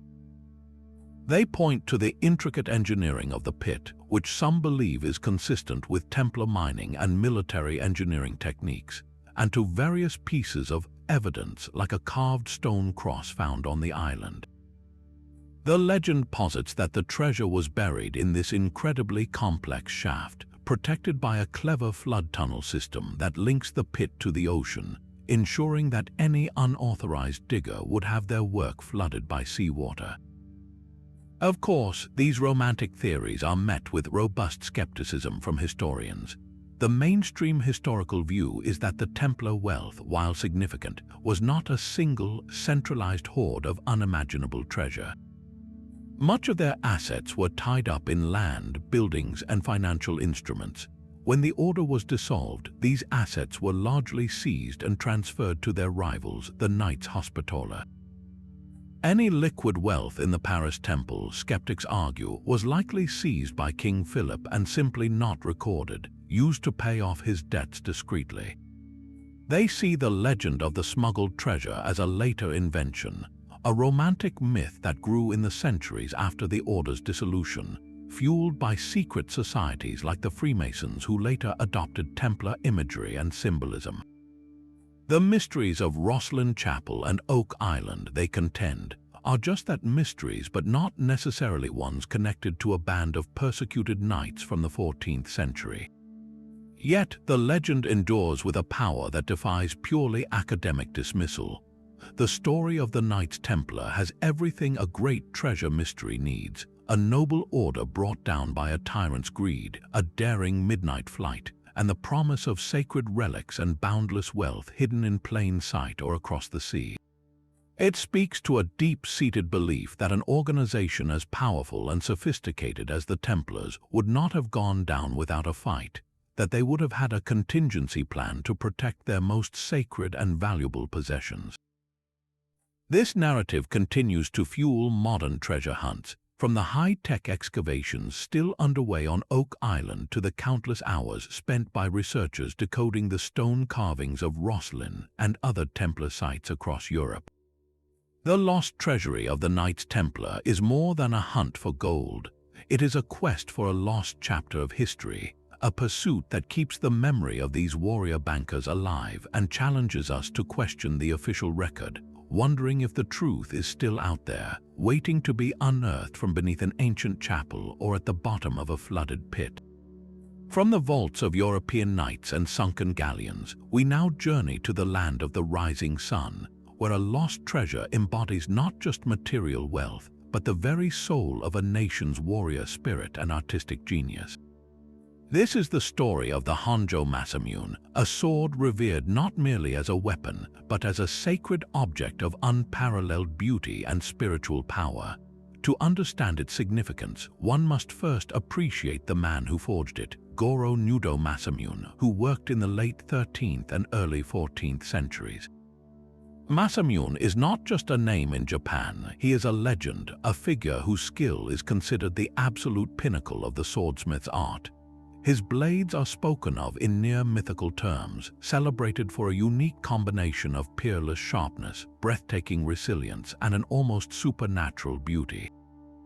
Swordsmithing in Japan was a spiritual discipline, a ritual where the smith would purify himself through fasting and prayer before stepping into the forge, believing he was imbuing the steel with a living soul. Masamune's work was considered the ultimate expression of this philosophy.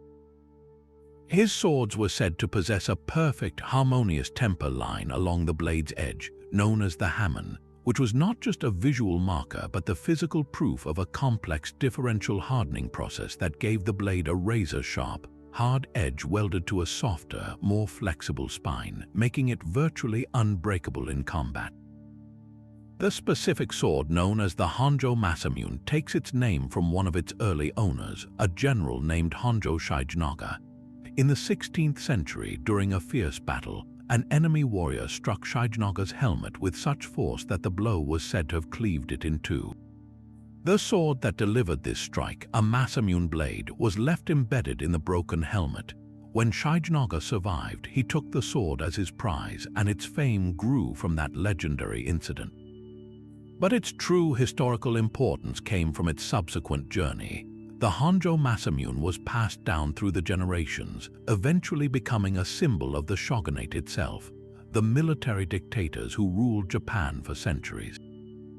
It came into the possession of the Tokugawa family, the most powerful shogunal dynasty, who ruled Japan from 1603 until the mid-19th century. For the Tokugawa shoguns, the Masamune blade was more than a family heirloom. It was a physical representation of their divine right to rule, a sacred emblem of their authority passed from one shogun to the next in a ceremonial tradition. It was designated as an official national treasure of Japan, a status that cemented its place not as a piece of property, but as an integral part of the nation's cultural and historical identity. This centuries-old chain of custody was violently broken in the aftermath of World War II. Following Japan's surrender in 1945, the Allied occupation forces, led by General Douglas MacArthur, issued the Special Order for the Collection of Swords, which demanded that all Japanese civilians and military personnel surrender their weapons. This was a devastating blow to the national psyche. For a samurai, his sword was his soul. For the nation, these blades were living links to a revered past. The order was intended to demilitarize Japanese society, but in practice, it led to the confiscation of countless priceless artistic and historical artifacts. In this chaotic and humiliating climate, the last head of the Tokugawa family, Tokugawa Ieyasu, complied with the order. In late December 1945, he personally brought the Honjo Masamune, along with 13 other swords from the family collection, to a Tokyo police station to be handed over to the authorities. He documented the surrender, and the sword was given a receipt. This is the last confirmed, irrefutable sighting of the Honjo Masamune. It was taken into the custody of the United States Foreign Liquidation Commission, the body tasked with processing and disposing of such surrendered materials, and from that moment it simply vanished from all official records. The mystery of what happened next is a void filled with frustration, conspiracy, and profound sadness for the Japanese people. The most widely accepted theory is one of tragic bureaucratic ignorance. The American soldiers tasked with collecting and cataloging the mountains of surrendered weapons were, for the most part, completely unaware of the cultural and artistic significance of what they were handling. To them, a sword was a sword, a weapon to be destroyed or sold for scrap. It is highly probable that the Honjo Masamune, stripped of its context and mixed in with thousands of other blades, was crated up and shipped to the United States as war booty.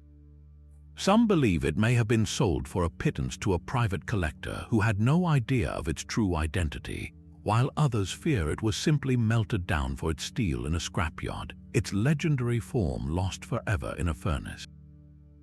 There have been occasional, tantalizing leads over the decades. A rumor surfaced in 1948 that a sword matching its description was in the possession of a U.S. Army sergeant, but this was never substantiated. Other theories suggest it may have been part of a larger collection that was later returned to Japan in the 1950s, but was misfiled or misidentified in a museum or government warehouse, sitting unremarked upon to this day. The loss of the Honjo Masamune is felt so deeply because it represents a double disappearance, the loss of a physical masterpiece and the severing of a spiritual lineage. For Japan, the sword is one of the three sacred treasures of the imperial regalia, symbolizing the virtue of valor. A Masamune blade is the ultimate expression of that ideal. Its potential recovery would be an event of immense national celebration, a healing of a historical wound. The sword's value is incalculable. As a unique national treasure and the work of history's greatest swordsmith, it would be priceless on the open market, but its true worth is as a symbol of Japanese heritage. The mystery endures as a poignant reminder of the collateral damage of war, where priceless cultural heritage can vanish not through malice, but through simple, devastating indifference, leaving behind only the ghost of a legend and the haunting question of whether this peerless work of art still exists, waiting silently in a darkened attic or vault for someone to recognize the soul with steel. The story of the lost Inca gold is a foundational tale of the conquest of the Americas, a saga that intertwines staggering wealth, breathtaking betrayal, and a mystery that has haunted the Andes for 5 centuries. It begins with a fateful meeting in the highland city of Cajamarca in 1532. The Spanish conquistador Francisco Pizarro, leading a tiny force of fewer than 200 men, had just captured the Inca Emperor Atahualpa, who was at the head of an army of thousands. Seeing the Spanish lust for gold, Atahualpa made a desperate, legendary offer to buy his freedom. He pointed to one wall of the stone room in which he was held captive and promised to fill that room as high as he could reach with gold objects. Then he vowed to fill an adjacent room twice more with silver. To a European mind, this was an impossible fantasy, but for the ruler of the largest empire in the Americas, it was a simple transaction. The room was approximately 22 feet long by 17 feet wide, and the mark was a line drawn over 8 feet high.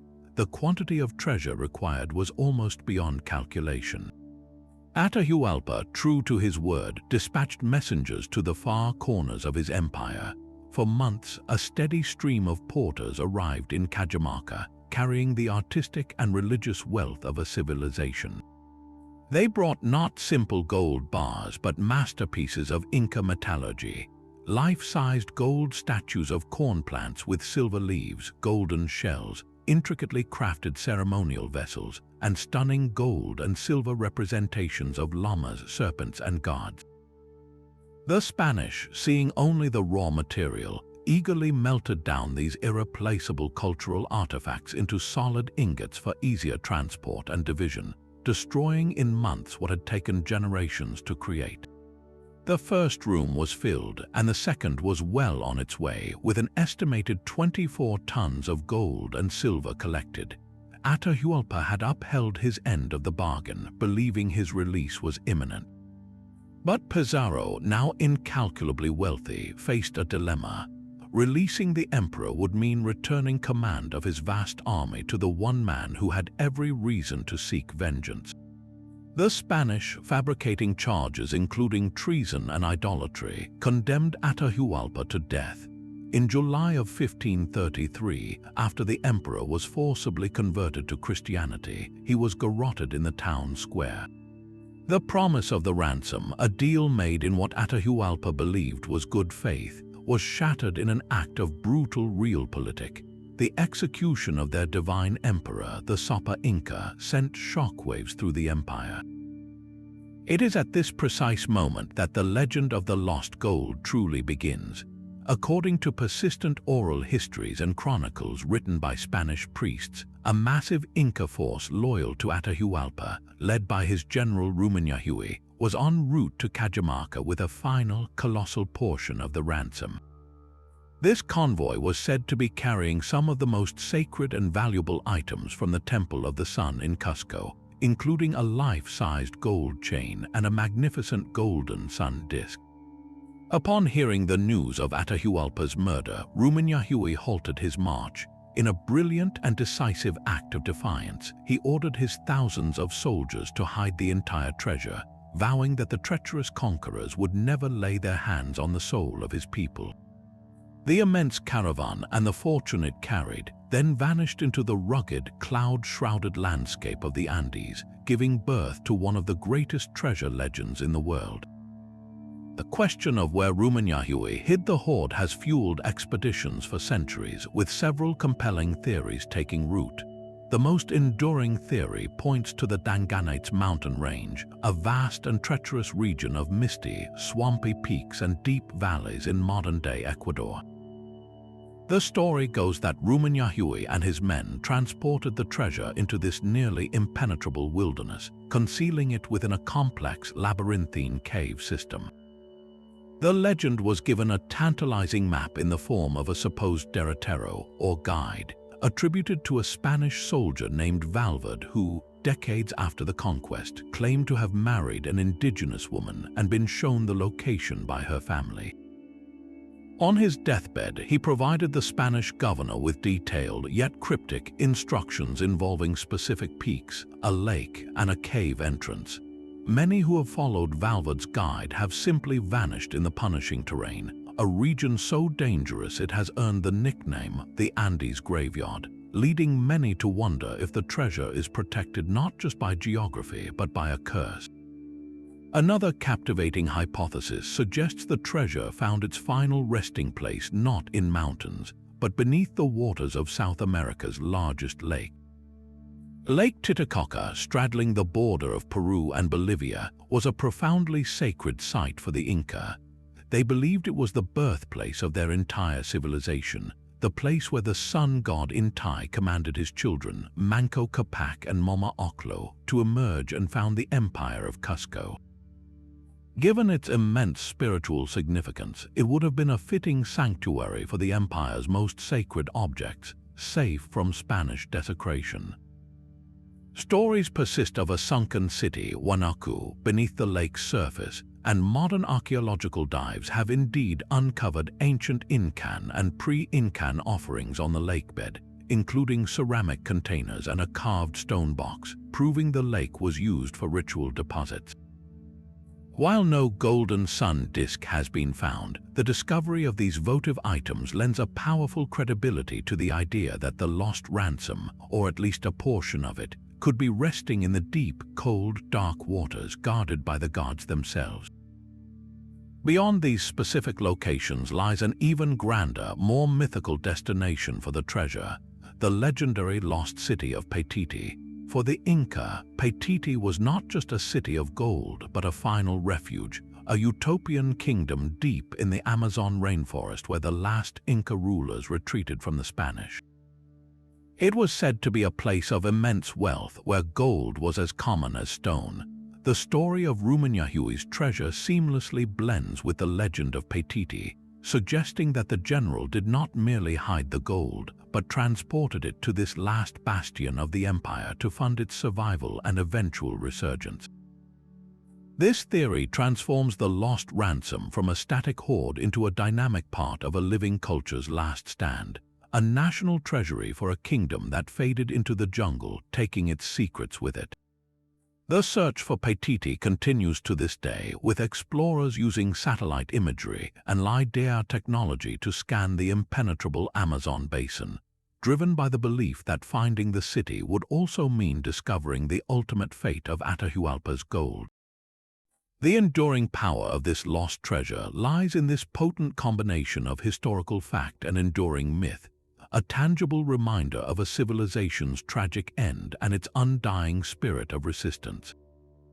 Now, let us step away from the golden empires of the New World and into the hushed, hallowed interior of a European cathedral, where our next lost treasure represents not the plunder of conquest, but the theft of a singular, irreplaceable piece of our shared artistic soul.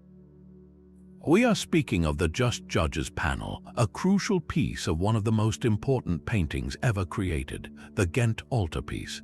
Also known as the Adoration of the Mystic Lamb, this magnificent polyptych was completed by the brothers Hubert and Jan van Eyck in 1432.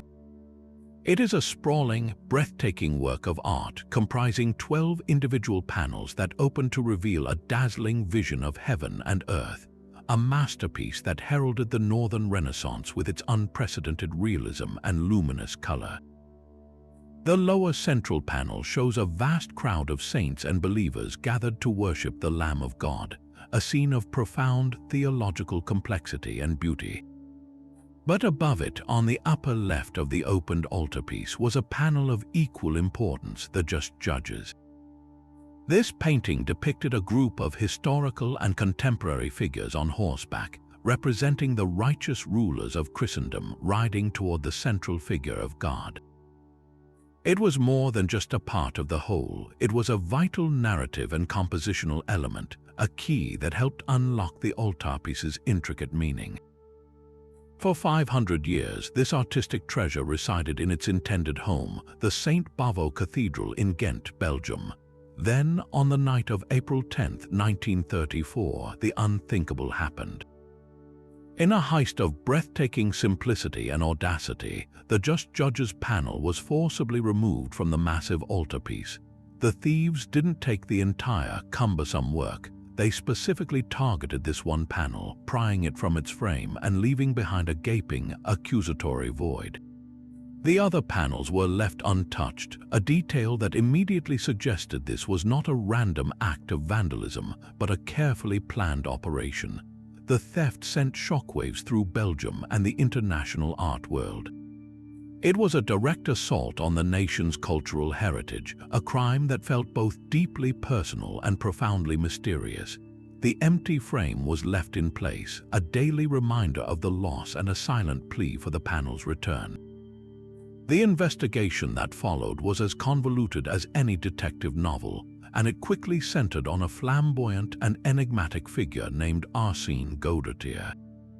Godetier was a local stockbroker, a respected church warden, and a man with a known passion for the altarpiece. In the months following the theft, a series of bizarre ransom notes began arriving, addressed to the Bishop of Ghent. The writer demonstrated an intimate knowledge of the altarpiece and made specific, yet impossible, demands. The notes claimed the panel was in the thief's safekeeping and would be returned for a massive ransom of 1 million Belgian francs.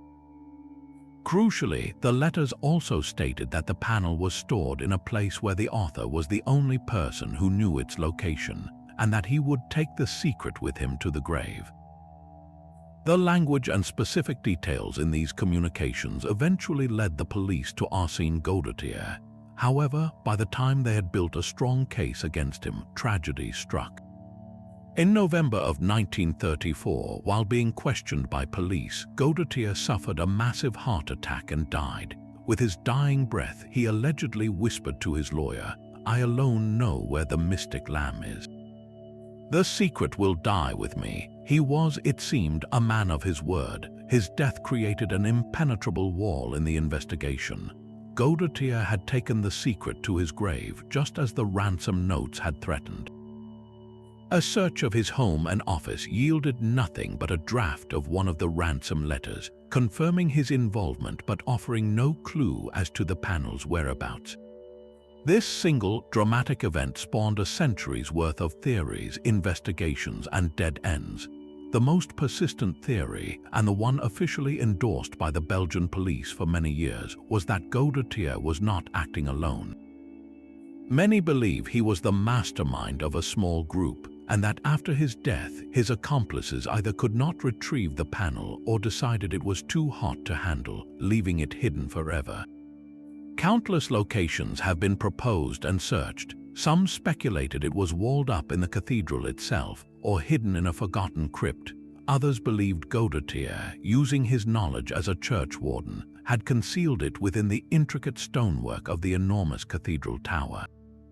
More elaborate theories suggested it was buried in a specific coffin in a local cemetery, or even hidden behind a different painting. The mystery was further complicated by a series of bizarre confessions and anonymous tips in the decades that followed. In 1938, a man named Georges de Vos confessed to the theft on his deathbed, but his story was riddled with inaccuracies and was widely dismissed. Then, in the 1990s, a retired police officer claimed his father, a friend of Godetier, had been involved and that the panel was hidden in the coffin of a specific judge in a cemetery in Wetteren. The Belgian authorities took this claim seriously enough to exhume the coffin, only to find it empty of anything but the judge's remains. The most outlandish theory of all emerged after World War II, suggesting the panel had been stolen on the orders of a high-ranking Nazi who coveted the painting, and that it was subsequently destroyed or lost during the war.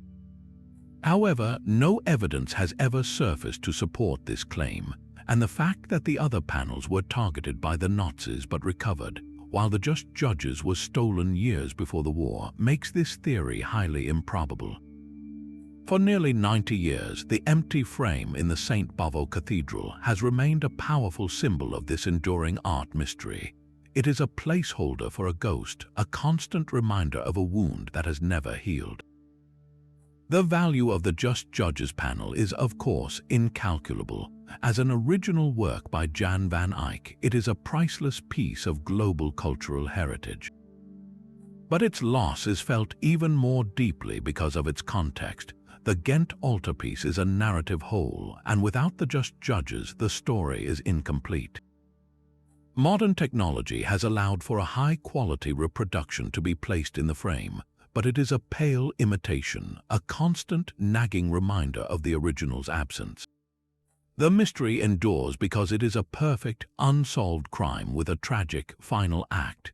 There is a specific named suspect, a clear motive of ransom, and a dramatic deathbed confession of sorts. All the classic elements of a great mystery are there, yet the central object remains stubbornly, frustratingly out of reach. It forces us to wonder if the panel is still intact, carefully preserved in a hidden compartment, waiting for a chance discovery, or if it was destroyed long ago, its pigments faded and its wood rotted away, its secret forever lost to the relentless passage of time. For 16 long years, the modern-day treasure hunter Mel Fisher and his family endured a grueling, heartbreaking quest, a trial by sea that pushed them to the very brink of financial and emotional ruin. They battled storms, equipment failures, and agonizingly slow progress, all while chasing a dream many called a fool's errand. Then, on July 20th, 1985, the radio crackled with a message that would echo through the world of underwater discovery. Put away the charts, we've found the main pile. Fisher's team, led by his son Kane, had finally done it. They had discovered the motherlode of the Spanish galleon Nuestra Señora de Atocha, the tangible proof of a legend that had sustained them for nearly 2 decades.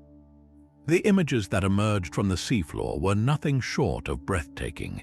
A scattered field of silver ingots stacked like cordwood, clusters of ornate gold chains, and heavy chests filled with thousands of silver coins known as pieces of 8, all lying in the sand just west of the Marquesas Keys, about 35 miles from Key West.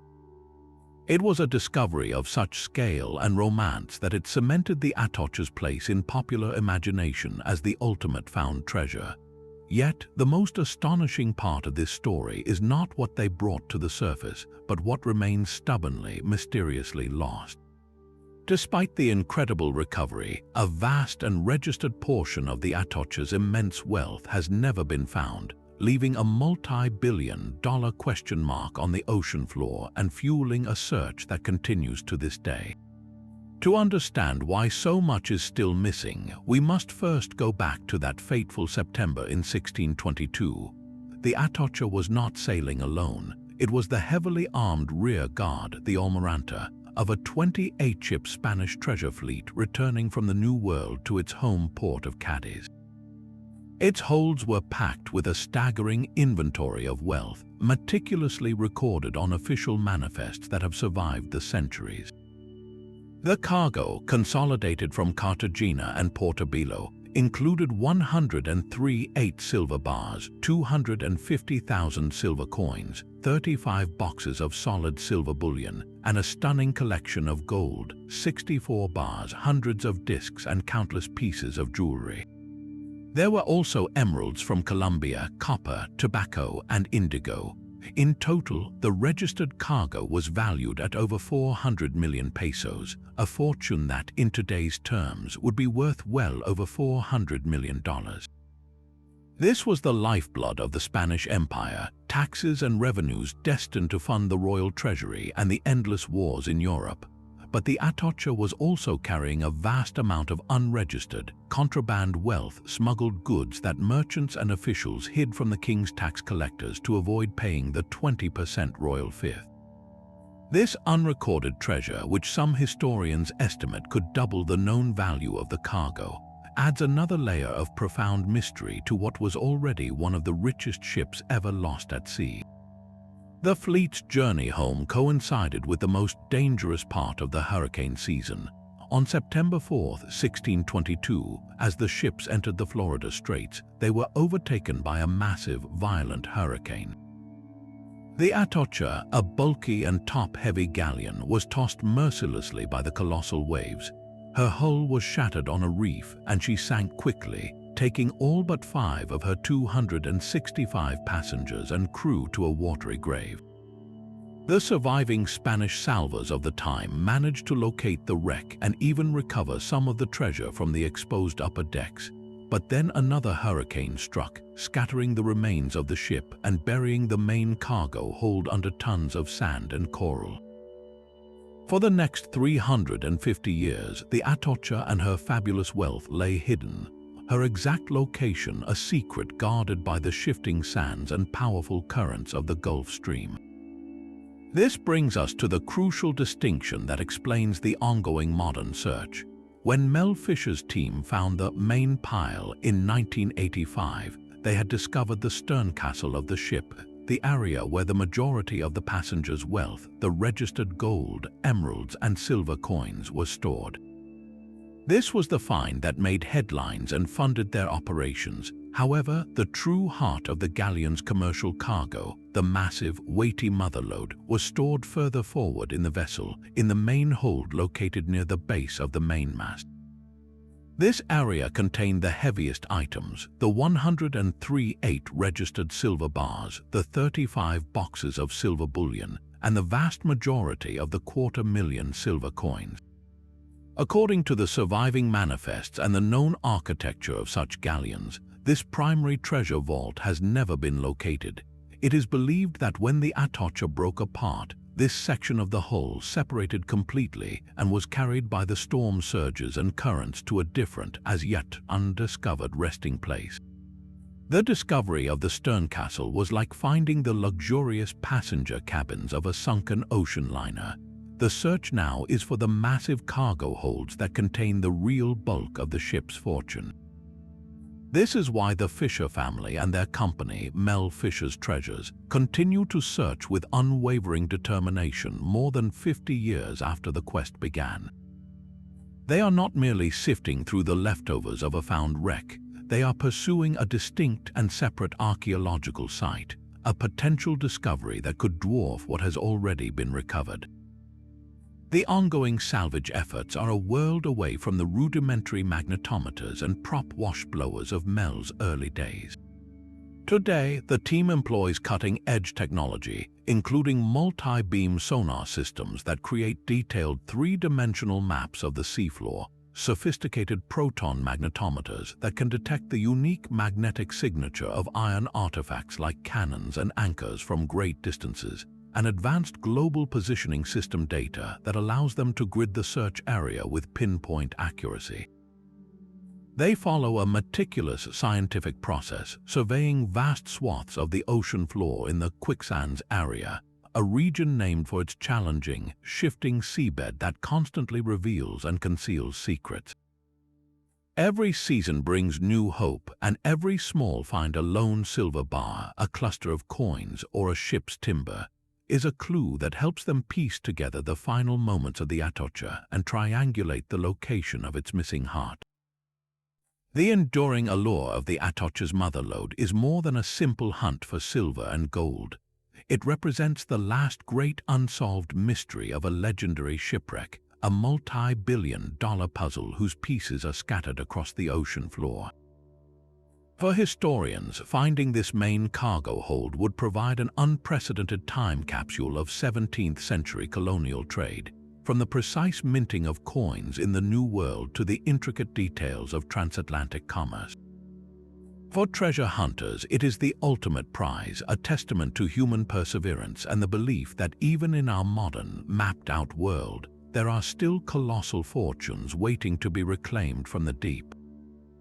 The story of the Atocha is a powerful reminder that some discoveries are not in points, but rather new beginnings, opening fresh chapters in a saga of loss, obsession, and the relentless human drive to uncover what the past has tried so hard to keep hidden.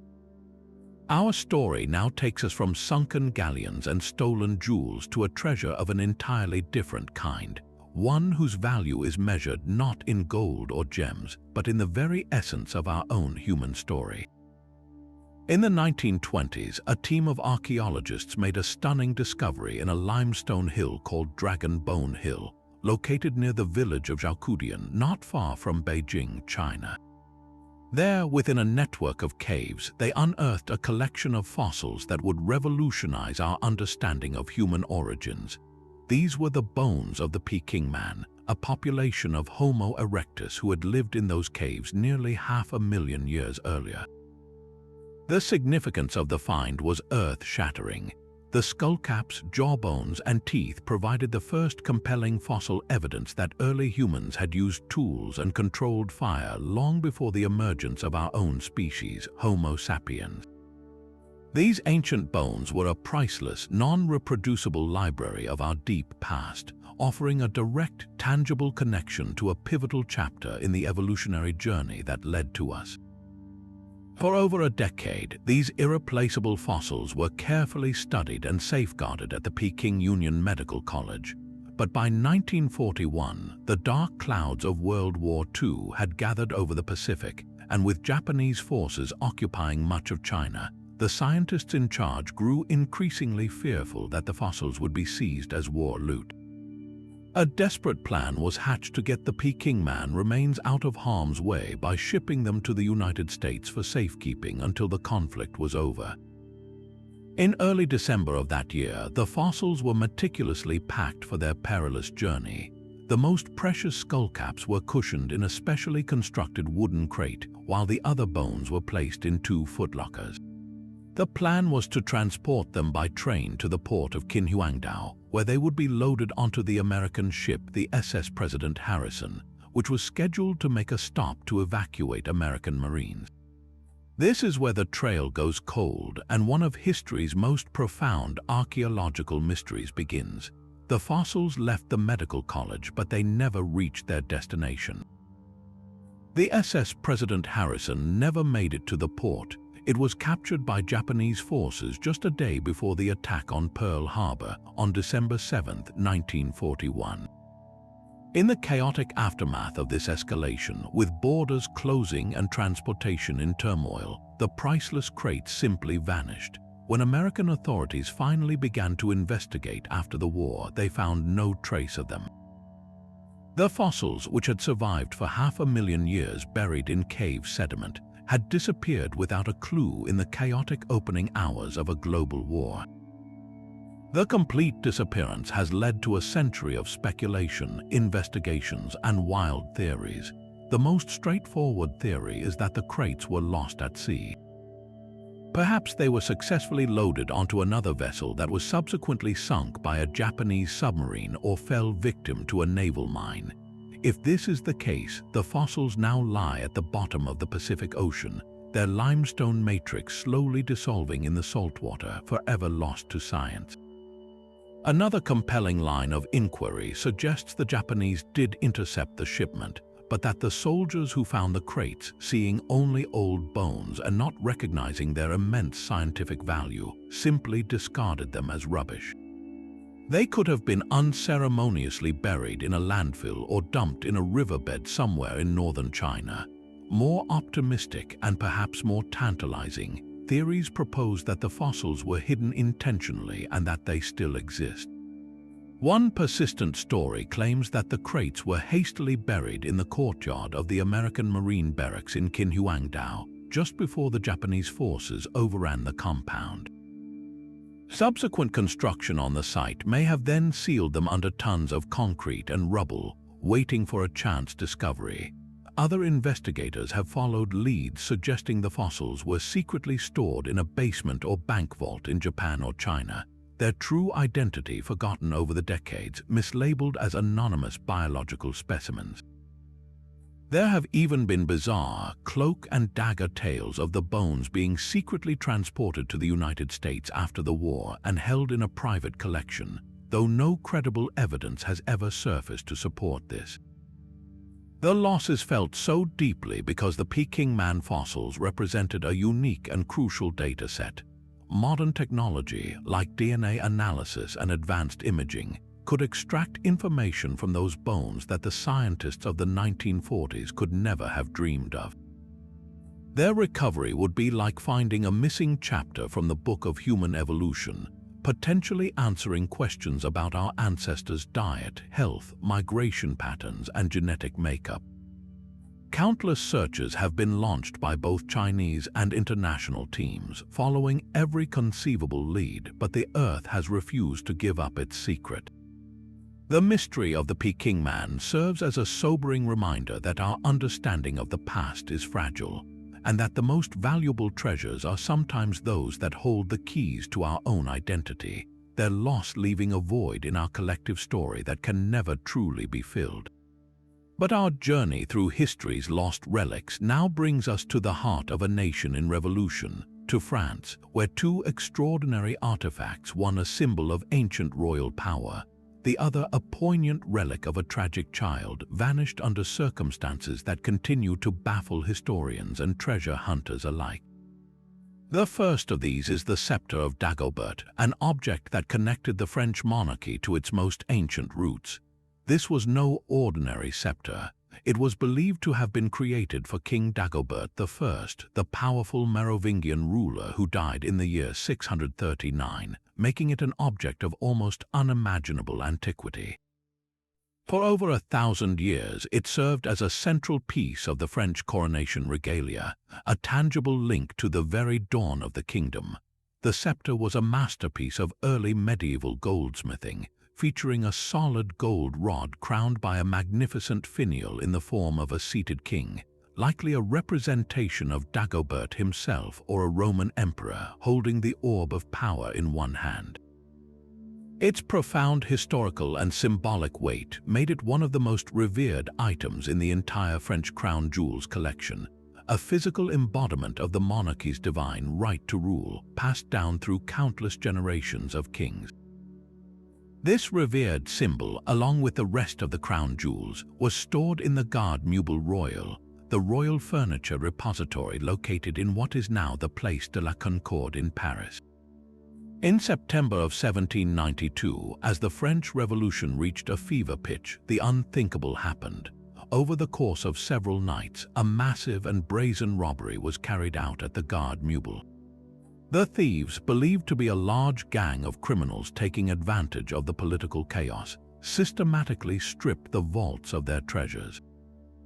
The scepter of Dagobert, that ancient emblem of monarchy, was one of the prime targets and was carried off into the night, while many of the other stolen jewels, including the famous French blue diamond, were eventually partially recovered. The scepter of Dagobert was never seen again. It simply vanished, as if the ancient earth from which its legend sprang had swallowed it whole. Some theorists suggest it was immediately melted down for its gold, its historical value meaningless to criminals seeking quick wealth. Others hold out a sliver of hope that it was hidden away by a royalist sympathizer, waiting for a restoration of the monarchy that never came, and that it still exists, a forgotten king in a dusty attic trunk, its secret kept for over 2 centuries. From this symbol of ancient, established power, we turn to a treasure of an entirely different and far more heartbreaking nature, the preserved heart of Louis XVII. The story of this relic is one of the most tragic in all of European history. Louis Charles was the second son of King Louis XVI and Queen Marie Antoinette. After the execution of his father and the fall of the monarchy, the revolutionary government imprisoned the young boy, who was just 7 years old, in the Temple prison. There he was named Louis XVII by royalists in exile, a king in name only. Isolated and likely abused by his jailers, the child endured horrific conditions for 2 years before dying of tuberculosis in June of 1795 at the age of 10. His body was buried in a common grave, but in a macabre yet scientifically common practice of the era, the physician who performed the autopsy, Dr. Philippe Jean Pelletan, secretly removed the boy's heart. He preserved it in alcohol, and for decades this sorrowful relic was passed furtively among royalists, a sacred symbol of the martyred child king and the lost Bourbon dynasty. Eventually, the heart found a measure of peace. In the 19th century, after the Bourbon Restoration, it was placed in a crystal urn and interred in the royal necropolis at the Saint Denis Basilica, the traditional burial place of French kings, finally laying the young prince to rest alongside his ancestors. There it remained, an object of pilgrimage and reverence for over a century. Then, in 1975, history repeated itself in a bizarre and cruel twist.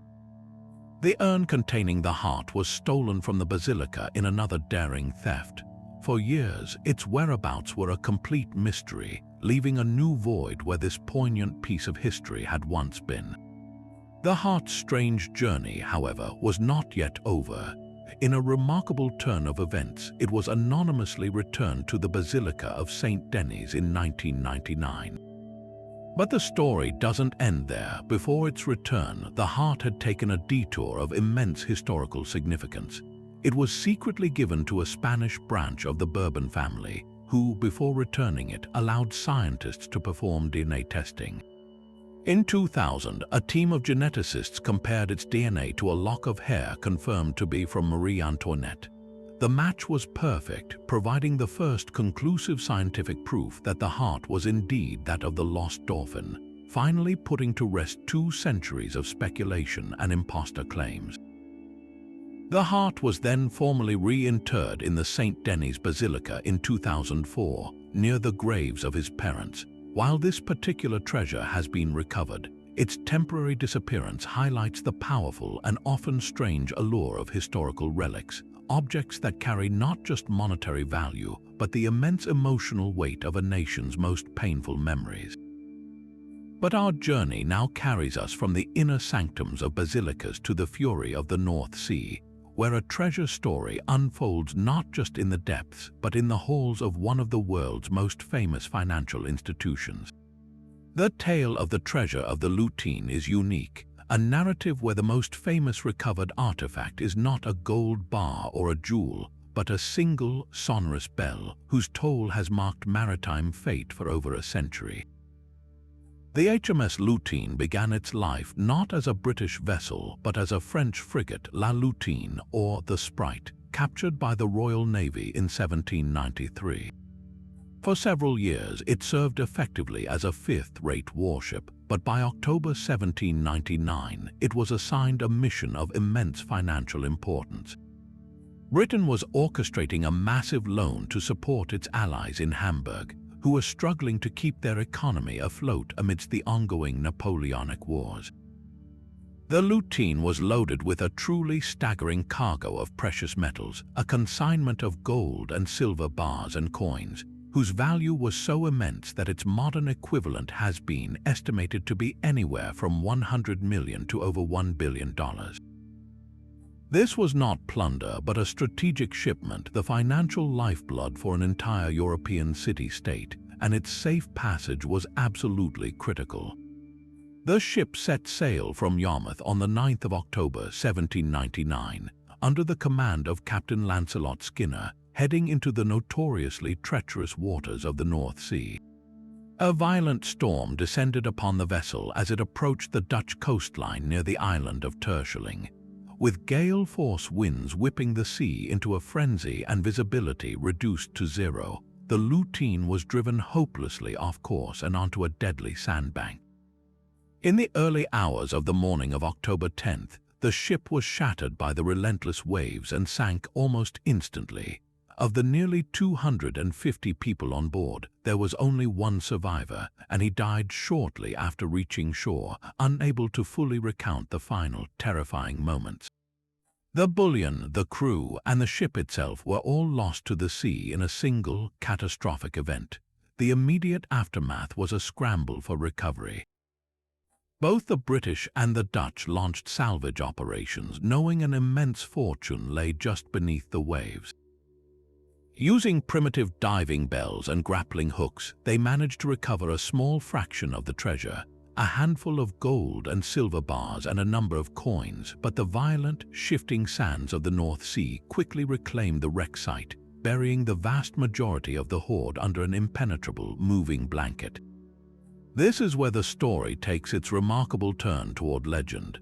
In 1858, a Dutch salvage team managed to recover a single, iconic object from the wreck, the ship's bell.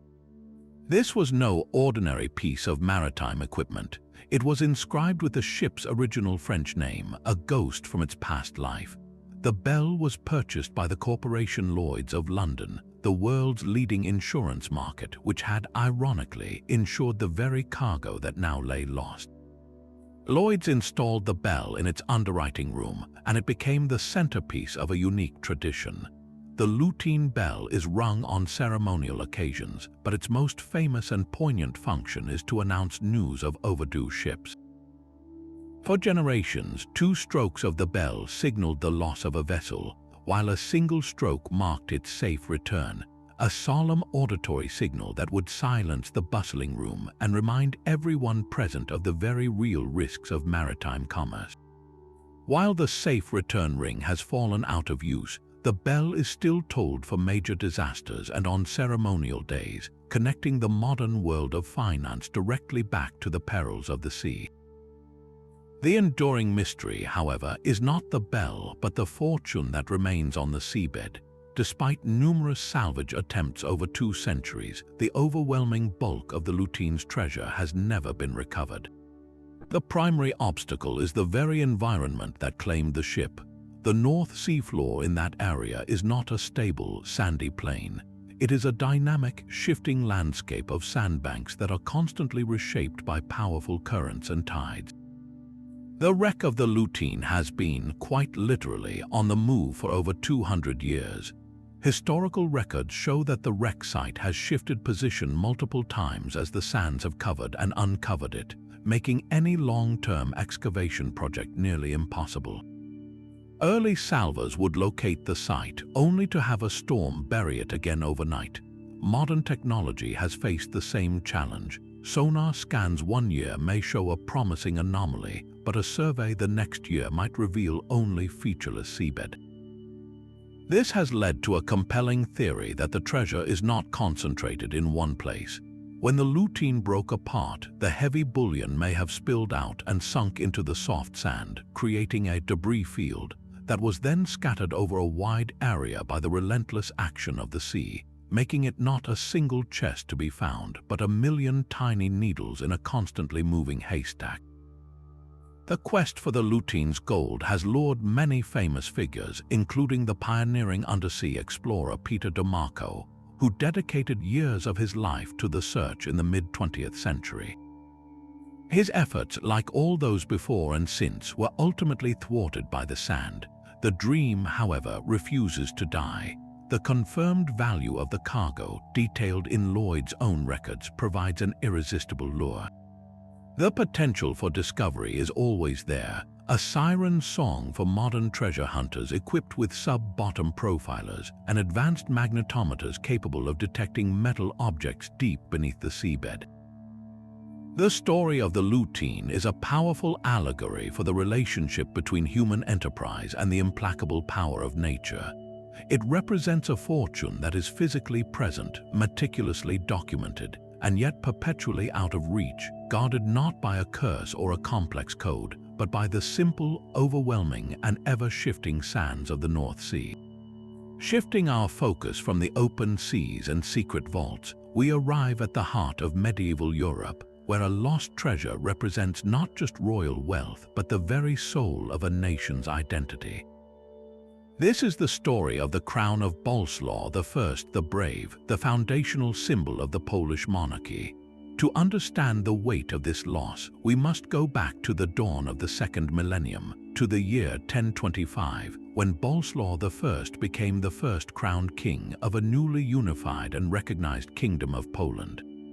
His coronation was a monumental event, a formal acknowledgement by the Pope and the Holy Roman Empire that Poland was a sovereign Christian state equal to its neighbors. The crown created for this occasion was far more than a piece of jewelry. It was a physical manifestation of this hard-won sovereignty. While no detailed contemporary description survives, based on the artistic conventions and political statements of the era, we can envision a magnificent closed crown, likely crafted from gold and adorned with precious gemstones like sapphires, rubies, and pearls. Its design would have mirrored other imperial crowns of the time, featuring fleurs de lis or cross-patty motifs, symbolizing both divine right and royal authority. It was not just Bolesław's crown, it was Poland's crown, the very first of its kind, worn by the man who forged a kingdom from disparate tribes and secured its place on the map of Christendom. For centuries, this sacred object, along with the rest of the Polish crown jewels, was safeguarded with the utmost reverence. They were housed in the royal treasury at Wall Castle in Krakow, the historic seat of Polish kings. The crown was used in coronation ceremonies, each new monarch placing it upon their head to connect themselves to the legacy of Bolesław and the unbroken line of Polish sovereignty. It became the central piece of the Polish regalia, an object so deeply intertwined with the nation's identity that its presence was a constant reassurance of the state's endurance. However, Poland's location at the crossroads of Europe made it a perpetual battleground, and its treasures were a constant temptation for invading armies. The crown survived the Mongol invasions of the 13th century and the various conflicts with the Teutonic Knights, but its luck would not hold forever. The series of events that led to its disappearance began in the 17th century, a period of such profound catastrophe for Poland that it is known simply as the Deluge. This was not a deluge of water, but of steel and fire. Beginning in 1655, the Polish-Lithuanian Commonwealth was simultaneously invaded by Sweden, Russia, and Brandenburg. The Swedish invasion, in particular, was a calculated campaign of plunder. King Charles X Gustav of Sweden, needing to finance his extensive military ambitions, viewed the rich cities and treasuries of Poland as his personal bank. His armies swept across the country, and in 1655 they captured the capital, Krakow. The Swedish forces systematically looted the city, and their primary target was the wall castle treasury. Contemporary inventories and reports detail a methodical, almost clinical, stripping of Poland's cultural heritage. The Swedes took everything: priceless tapestries, library collections, artworks, and of course the crown jewels. The crown of Boleslaw I was packed into a crate alongside other regalia, such as the sword of state known as Sjöbike, and shipped back to Sweden. This was not a random act of wartime pillage. It was a deliberate strategy to symbolically decapitate the Polish state, to seize the very objects that gave it legitimacy and break the spirit of its people. The trail of the crown leads directly to the royal treasury in Stockholm Castle, where the plundered Polish treasures were inventoried and stored, and for a short while the crown was there, a captive trophy of war. Yet this is where the historical record becomes frustratingly vague, and the true mystery begins. Sometime after its arrival in Sweden, the crown of Boleslaw I vanishes. The most widely accepted theory is one of simple, brutal economics. The Swedish Empire, despite its military successes, was often strapped for cash. Precious metals were frequently melted down to mint new coins or to finance further military campaigns. It is highly probable that the ancient gold of Boleslaw's crown was consigned to a furnace, its gemstones pried out and sold individually, its magnificent form reduced to mere currency to pay for soldiers and supplies. The symbolic value that made it priceless to the Poles meant nothing to a Swedish treasurer looking at a ledger book. It was just so much gold and so many jewels. This fate was tragically common for medieval regalia, and it is the most logical explanation for its complete disappearance. However, the human heart clings to hope, and alternative theories have persisted for centuries. Some historians and treasure hunters suggest that the crown was not melted down immediately. They propose it may have remained in the Stockholm treasury for decades, only to be lost in one of the many castle fires that plagued the building over the centuries. The Stockholm Castle of the 17th and 18th centuries was a warren of wooden structures, and fires in 1702 and 1792 destroyed vast portions of the royal collections.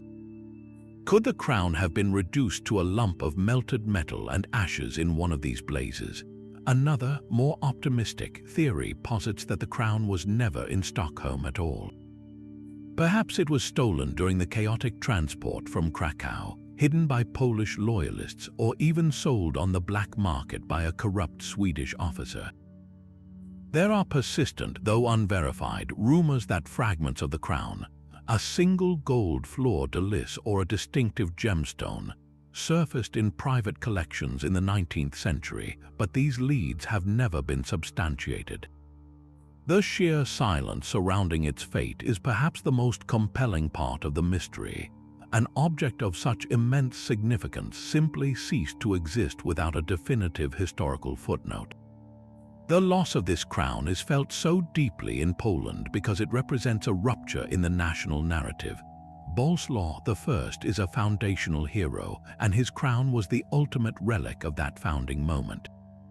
Its absence is a physical reminder of the nation's traumatic history of partition, invasion, and struggle for survival.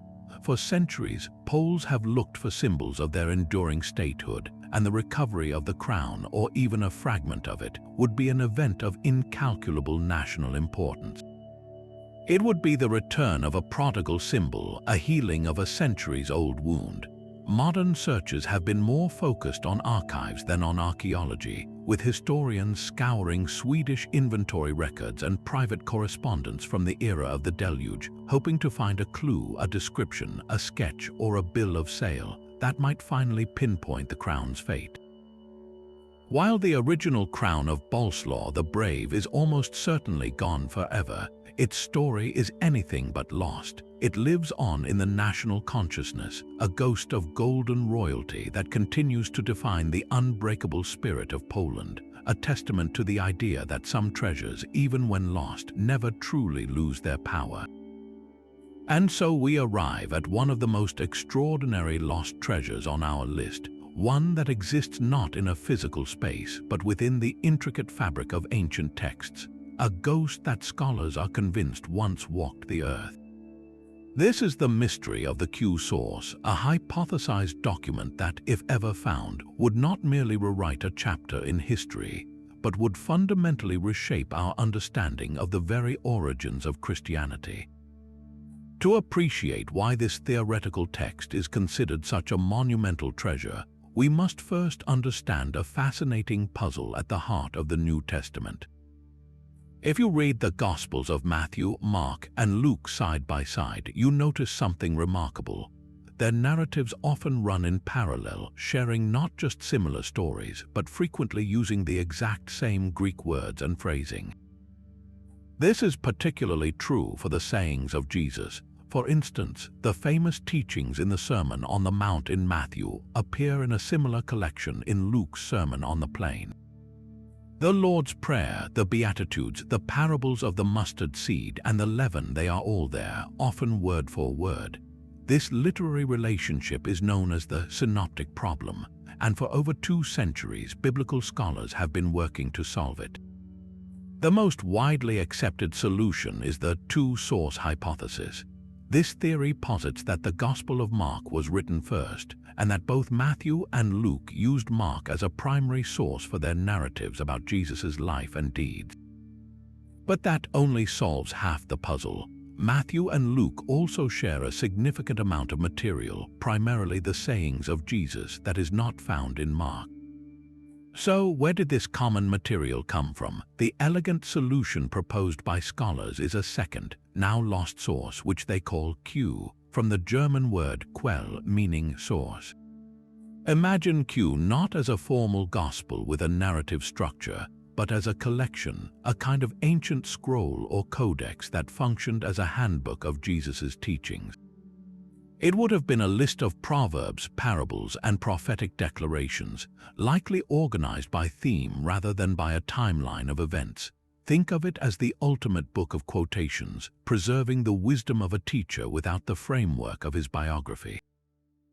The evidence for its existence is entirely literary, built upon a meticulous word-by-word analysis of the Greek texts of Matthew and Luke. When scholars isolate the material common to both but absent from Mark, they find it has a consistent style and theology. The Jesus of the Q material is less a miracle-working divine figure and more a radical wisdom teacher, a prophet calling for a profound ethical transformation. He speaks of the kingdom of God as a present and imminent reality, urging his followers to love their enemies, to turn the other cheek, and to trust in God's provision like the lilies of the field. Reconstructing this document has been a monumental feat of academic detective work. By comparing the versions of sayings in Matthew and Luke, scholars can make educated guesses about the original wording in Q, determining which author might have adapted the text to suit their own theological emphasis. This painstaking process has yielded a hypothetical reconstruction of what Q might have contained, giving us a glimpse into what is potentially the earliest layer of the Christian tradition, a collection of teachings that predates even our earliest canonical gospel. The implications of Q's existence, let alone its potential discovery, are nothing short of revolutionary. First, it provides a powerful window into the earliest Jesus movement, a time before the stories of his birth, death, and resurrection became the central focus. Q shows us a community intensely focused on the teachings of their master, living in expectation of God's imminent intervention in the world. This was a movement of itinerant preachers, carrying this collection of sayings from village to village, proclaiming a radical new way of life. Finding a physical copy of Q would be like discovering the original charter of this movement. It would allow us to see, with our own eyes, the raw, unvarnished message before it was woven into the narrative gospels we know today. We could analyze its language, its structure, and perhaps even find clues about who compiled it and for whom. It would settle centuries of scholarly debate overnight, moving the study of Christian origins from informed hypothesis to tangible evidence. Furthermore, the existence of Q challenges a linear, simplistic view of how Christianity developed. Instead of a single, straight line from Jesus to Paul to the Gospels, it reveals a vibrant, diverse, and complex early movement with multiple streams of tradition.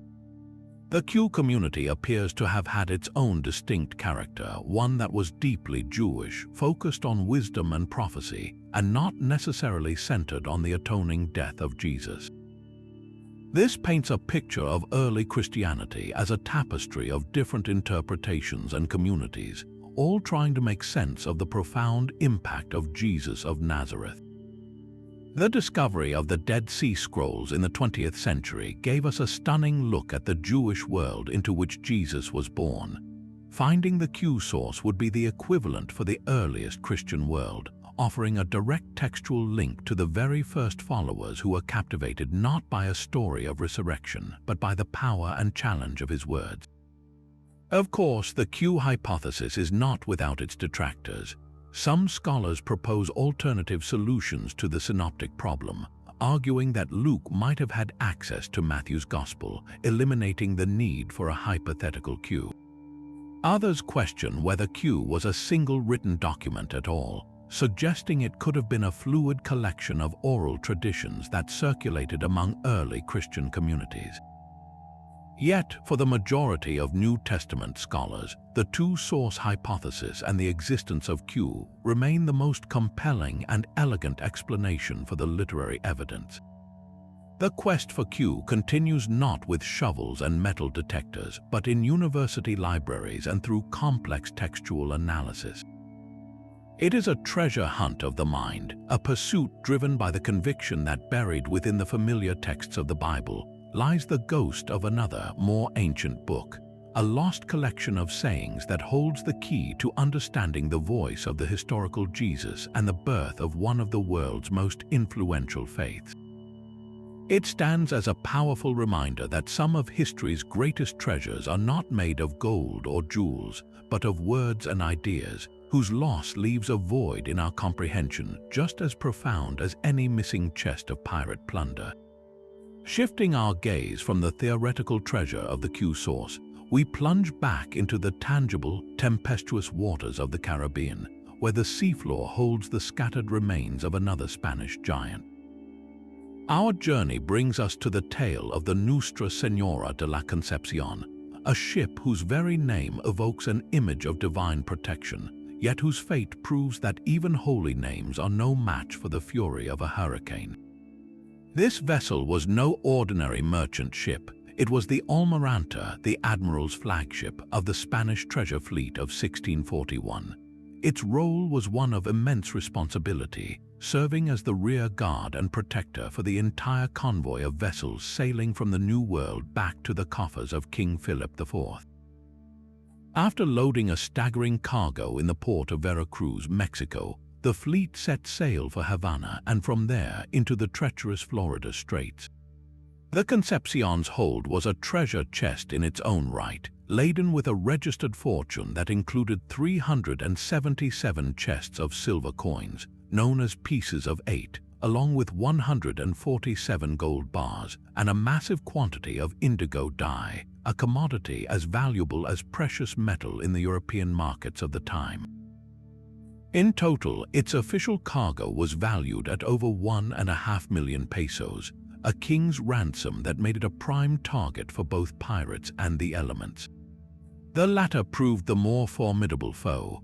In early October of 1641, the fleet was caught in a monstrous hurricane. The Concepcion, a bulky and aging galleon, was battered relentlessly. Its mainmast was shattered, its sails were torn to ribbons, and it was driven helplessly off course away from the relative safety of the fleet. For days, the crippled ship was pushed northwest until, on the night of October 31st, it struck a reef now known as the Silver Shoals, about 80 miles north of the Dominican Republic.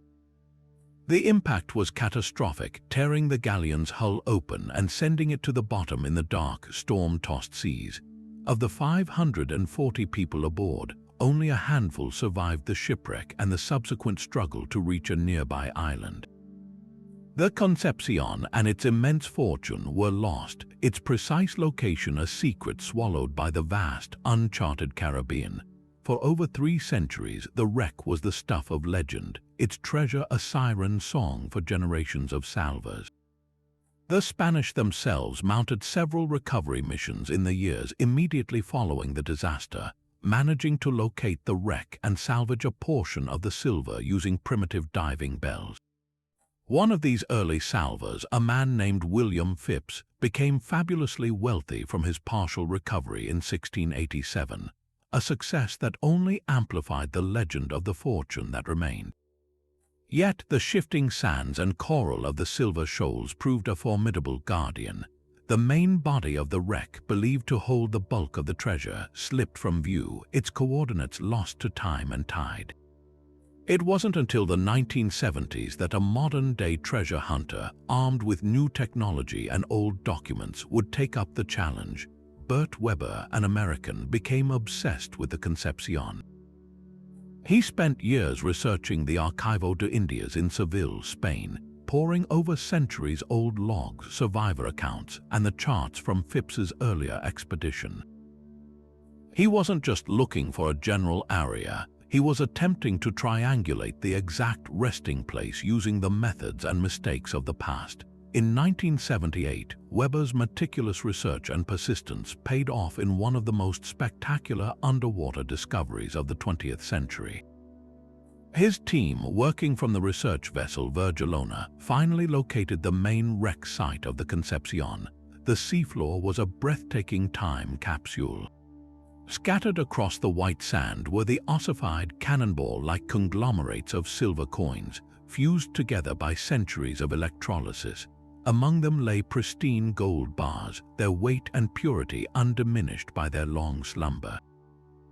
They recovered astrolabes, navigational dividers, and delicate porcelain from the Orient, all part of the galleon's diverse cargo. The most iconic find was a magnificent gold and emerald cross, a piece of personal devotion that had outlasted the ship and its crew. Weber's recovery was a triumph, a validation of historical research and underwater archaeology that captured the world's imagination and brought a significant portion of the Concepcion's treasure back into the light. Yet for all its success, Weber's discovery did not spell the end of the story. This is where the mystery deepens and the treasure hunt truly continues. A careful examination of the original Spanish manifests, the very documents that guided Weber, reveals a tantalizing discrepancy. While his team recovered an incredible fortune, the historical records suggest they did not find the entire registered cargo. The official inventory lists specific consignments and a total volume of silver and gold that seems to exceed what was brought to the surface. This has led to a compelling theory among maritime historians and modern treasure hunters. The wreck that Weber found was the stern section of the Concepcion, where the passengers' wealth and a portion of the royal treasure were stored. The forward section of the ship, which would have contained the main cargo hold and the heaviest concentration of silver bars and chests, likely broke away as the galleon was torn apart on the reef. This primary treasure vault, holding what could be the majority of the ship's registered wealth, is believed to have been carried by currents and sank in a separate, undiscovered location. In essence, Bert Weber found one of the most important chapters of the story, but the final page containing the true climax of the treasure remains missing. This possibility ensures that the Silver Shoals remain a destination for those who believe the greatest prize of the Concepcion is still out there. Modern expeditions, equipped with magnetometers and side-scan sonar far more advanced than what was available to Weber in the 1970s, continue to survey the area. They are not just looking for the main pile of the stern, but for a secondary debris field, a trail of clues that could lead to the final resting place of the forward hull and its billion-dollar secret. The enduring allure of the Concepcion is this perfect blend of historical confirmation and lingering mystery. We know the ship is real, we have seen its treasure, and yet the documents insist that the full story has not been told. It stands as a powerful reminder that even in the wake of a legendary discovery, the sea is a vast and secretive place, often holding its greatest treasures in reserve, challenging each new generation to look a little deeper and search a little further. After centuries of searching for tangible treasures, golden arks, sunken galleons, and royal jewels, we now arrive at a legend so grand and so pervasive that it transcends the very idea of physical wealth. We come to a story that is not about a single lost object, but about a lost world, a civilization whose hypothetical discovery would be the ultimate treasure trove, not just of gold, but of knowledge, power, and a forgotten chapter of human history. This, of course, is the enduring enigma of Atlantis. The entire story of this fabled island empire comes to us from the ancient Greek philosopher Plato, who first described it in his dialogues, the Timaeus and the Critias, written around 360 years before the Common Era. He presents it not as a myth, but as a historical fact, a tale passed down to the Athenian lawgiver Solon by Egyptian priests in the city of Sais. According to Plato's vivid account, Atlantis was a colossal island located beyond the Pillars of Hercules, what we know today as the Strait of Gibraltar, placing it firmly in the vast, mysterious expanse of the Atlantic Ocean. It was a naval power of unparalleled might, a utopian society that had conquered parts of Western Europe and Africa before being defeated by the primeval Athenians. But Plato's description goes far beyond a simple war story. He paints a picture of breathtaking engineering and opulence. The city at its heart was a marvel of concentric rings of water and land, connected by great bridges and tunnels wide enough for a trireme to sail through. At its center stood a holy temple dedicated to the god Poseidon, containing a massive gold statue of the god driving a chariot of winged horses. The city was adorned with silver, gold, and a mysterious, glowing metal called orichalcum, and its palaces were filled with hot and cold fountains, vast communal baths, and racetracks. It was a society of immense wealth, advanced technology, and formidable military strength. Crucially, Plato's story carries a powerful moral lesson. He describes how the people of Atlantis, who were originally a just and virtuous race, gradually became corrupted by their own power and wealth. They abandoned their noble principles, becoming greedy, arrogant, and aggressive. As a direct punishment from the gods for their moral decay, the entire island continent was struck by a single, cataclysmic day and night of earthquakes and floods. In this monumental cataclysm, Atlantis was swallowed by the sea, vanishing forever beneath the waves and leaving behind only impassable mud shoals that blocked the ocean beyond. This dramatic end is the cornerstone of the legend, a cautionary tale about the dangers of hubris and the fragility of even the greatest civilizations. For most classical scholars, this is where the story ends. They argue that Plato invented Atlantis as a literary device, a fictional allegory to illustrate his philosophical ideas about the ideal state and its potential for corruption.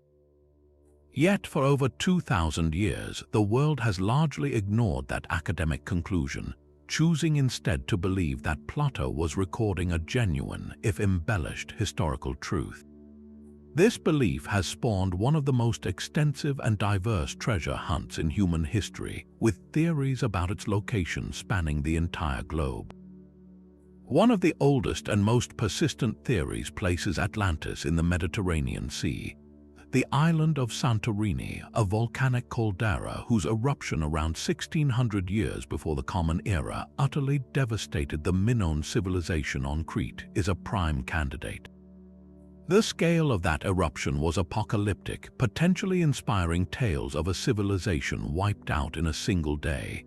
The sophisticated Minoans, with their advanced plumbing, multi-story buildings, and vibrant art, could easily be seen as a prototype for Plato's advanced Atlanteans. Other Mediterranean candidates include the island of Sardinia, where massive, enigmatic stone structures known as nurag dot the landscape, and even the coast of Cyprus, where underwater geological features have been proposed as man-made. Moving into the Atlantic Ocean, as Plato himself suggested, the search has focused on places like the Azores archipelago. These remote islands, sitting atop the mid-Atlantic ridge, are seen by some as the mountaintops of the sunken continent. Further south, the Bahamas and the Caribbean have been proposed, fueled by discoveries like the Bimini Road, a submerged line of limestone blocks that some claim is a remnant of an Atlantean highway or wall, though geologists maintain it is a natural formation. Perhaps the most imaginative theories have pushed the search to even more unexpected corners of the world. Some have suggested Antarctica, speculating that a sudden shift in the Earth's crust displaced the continent from a temperate zone to the South Pole, freezing its ruins under miles of ice. Others have looked to the North Sea, proposing that a submerged landmass known as Doggerland, which connected Britain to mainland Europe before being flooded by rising sea levels around 6,000 years before the Common Era, could be the basis for the story. There are even connections drawn to the legend of Kumari Kandam, a supposed lost continent in the Indian Ocean from Tamil folklore. The sheer diversity of these locations reveals less about the possible whereabouts of Atlantis and more about the universal appeal of the story.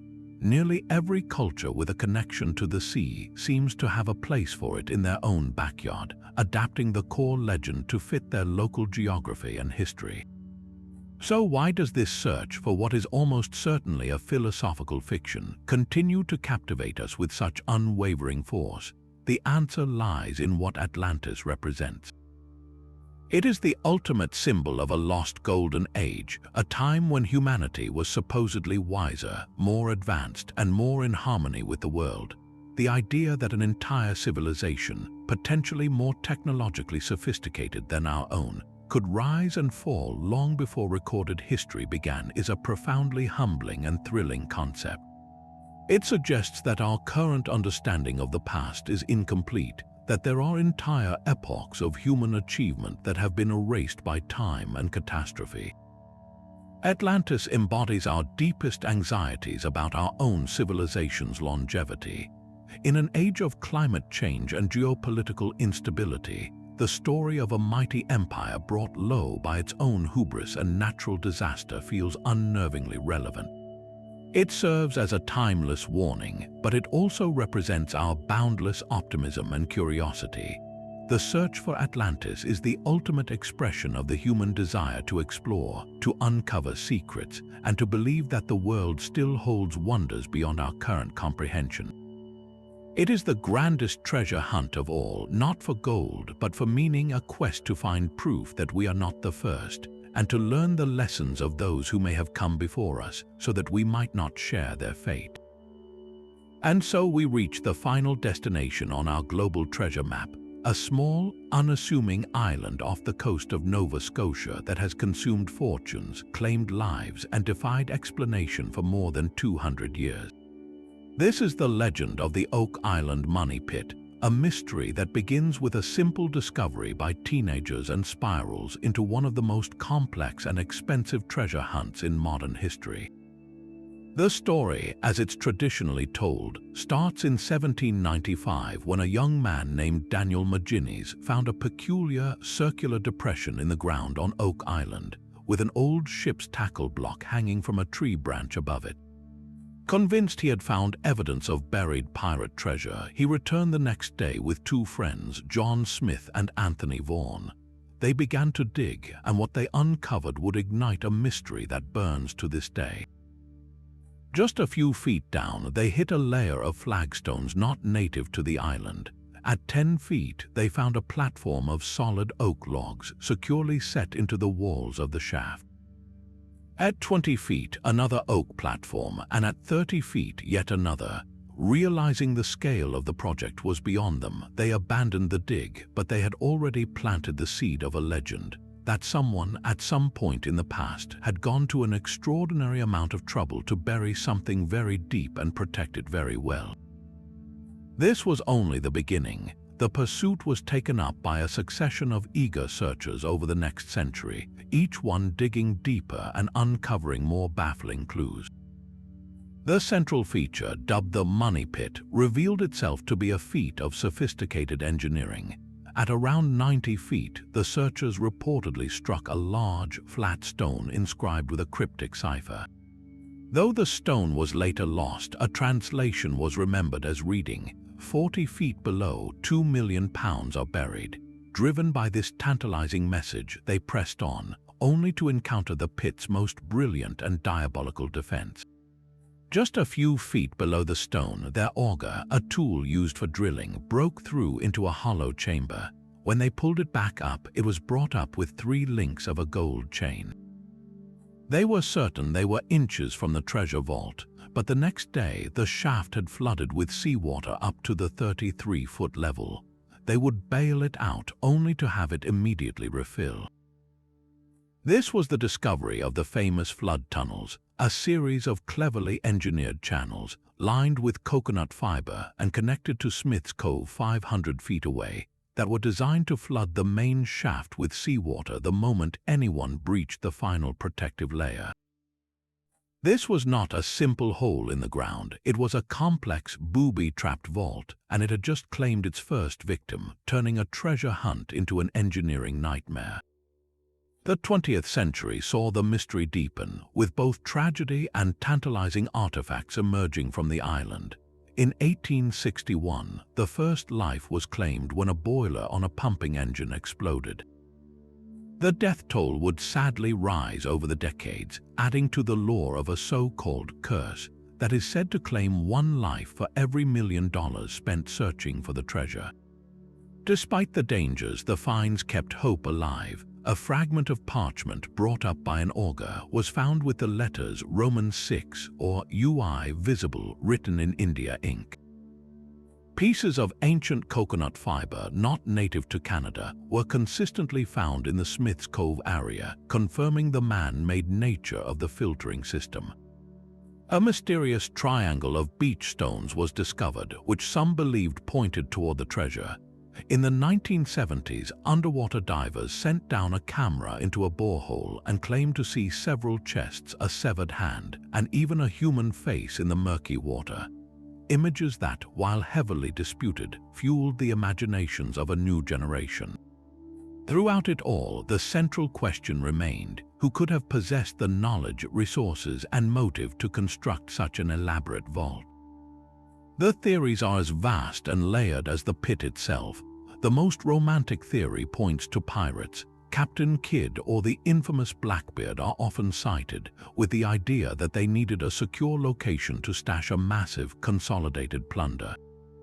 However, the engineering sophistication of the flood tunnels seems far beyond the capabilities of a pirate crew. A more compelling and popular theory connects the pit to the Knights Templar. Proponents suggest that after the suppression of their order in the 14th century, the Templars fled Europe with their fabled treasure, which could have included the Holy Grail or the Ark of the Covenant, and sailed to the New World long before Columbus. Using their advanced knowledge of masonry and engineering, they constructed the Money Pit as a permanent hiding place. They point to the Nolan's Cross formation of large boulders on the island, which some believe is a Templar cross, and the potential connection to nearby Mahone Bay, whose name is thought to derive from the French word for mother, a Templar reference to Mary Magdalene.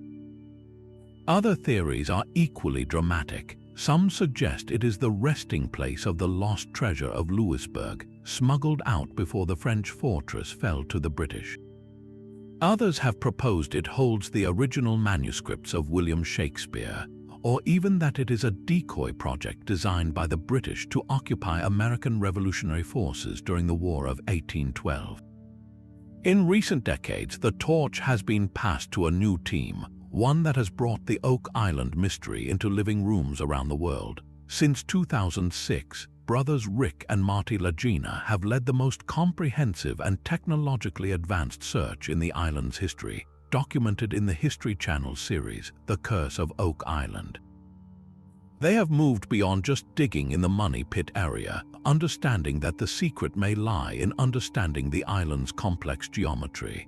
They have employed ground-penetrating radar, sonic drilling, and massive caissons to hold back the relentless seawater. Their work has yielded some of the most significant artifacts yet. They uncovered a Spanish 8 maravedis coin from the 17th century, a Roman sword, and a lead cross that potentially dates from the medieval period. Most spectacularly, they have found and explored a mysterious underground structure they call the anomaly, detected by sonar deep in the bedrock, which could be a man-made chamber. They have also focused on a swampy area at the center of the island, a place that should not be a swamp given the island's topography, leading them to theorize it was deliberately created to conceal a ship's landing or another entrance to the treasure vault. The Lagina's methodical, evidence-based approach has brought a new level of credibility and excitement to the hunt, even as the central treasure chest remains elusive. The enduring power of the Oak Island mystery lies in this perfect storm of evidence and enigma. It is not a vague rumor, there is tangible proof that something significant happened on that island. The oak platforms, the coconut fiber, the flood tunnels, the parchment, and the scattered coins are all real pieces of a puzzle that stubbornly refuses to be solved. It represents the ultimate what-if scenario, a physical location where you can stand and feel the possibility that just a few feet below your boots lies an answer that could rewrite history. After 2 centuries of searching, the treasure of Oak Island may not be a simple chest of gold doubloons. Its true value may be the mystery itself, the relentless human drive to solve a puzzle, to overcome a challenge, and to believe against all odds and logic that there is still one last great secret waiting to be uncovered. It is a testament to the fact that the greatest treasure is sometimes not the prize at the end, but the thrill of the search, a quest that has spanned generations and continues to capture our imagination, proving that some mysteries are simply too compelling to ever be abandoned. After 2 centuries of searching Oak Island and countless expeditions for treasures like the Ark of the Covenant and the gold of the Atocha, a fundamental question arises. With all our modern technology and historical knowledge, why do so many of these legendary fortunes remain stubbornly out of reach? The answer is not a single, simple truth, but a complex web of challenges that have protected these secrets for generations. One of the most formidable obstacles is the sheer, overwhelming vastness of the search areas. Consider the quest for the Treasure of Lima. The entire island of Cocos is just over 9 square miles, but that terrain is a dense, mountainous jungle where a single, carefully concealed cave entrance can be virtually invisible. Now expand that scale exponentially. The city of the Caesars is theorized to be hidden somewhere in the 400,000 square miles of Patagonia, a wilderness of glaciers, mountains, and forests that remains largely uncharted. Searching for a specific shipwreck like the San Jose involves scanning hundreds of square miles of ocean floor at depths where pressure is crushing and visibility is zero. It is the ultimate needle in a haystack scenario where the haystack is an entire continent or a vast, dark ocean, and the needle may have been scattered by storms, earthquakes, or time itself. Compounding this geographical challenge is the silent tragedy of lost or destroyed historical records. We possess a detailed inventory of the Atocha's cargo, but the map showing precisely where its main hull section settled. That was lost in the Spanish archives or never made at all. The copper scroll provides specific instructions, but it uses 2,000-year-old place names for valleys and canals that have long since vanished from the landscape and human memory. The library of Ivan the Terrible, if it exists, is a secret that may have died with the librarians who built its vault, their knowledge erased by a paranoid Tsar's decree. In other cases, the destruction was deliberate. The Knights Templar were systematically dismantled, their records seized and likely burned, ensuring that the location of their central treasury, if it was smuggled away, would be purged from official history. Each lost document, each forgotten name, is a broken link in the chain that leads to the past, leaving modern hunters to piece together fragments and make educated guesses where certainty once existed. Nature itself often serves as the most effective guardian of lost treasure, actively working to erase all traces. The legendary flood tunnels of Oak Island are a perfect man-made example of this, but natural forces are even more powerful and relentless. The landscape is not a static stage, it is constantly changing. The Lutine's bullion is not buried under a fixed point on the seabed. It is trapped in the shifting sands of the North Sea, a moving, living blanket that can cover a wreck site in a single storm and uncover it decades later. The Lost Dutchman's Mine, if it exists, could be hidden by a rockfall that occurred a century ago, its entrance sealed by the very mountains that formed it. Rivers change course, coastlines erode, and jungles reclaim ruins in a matter of years.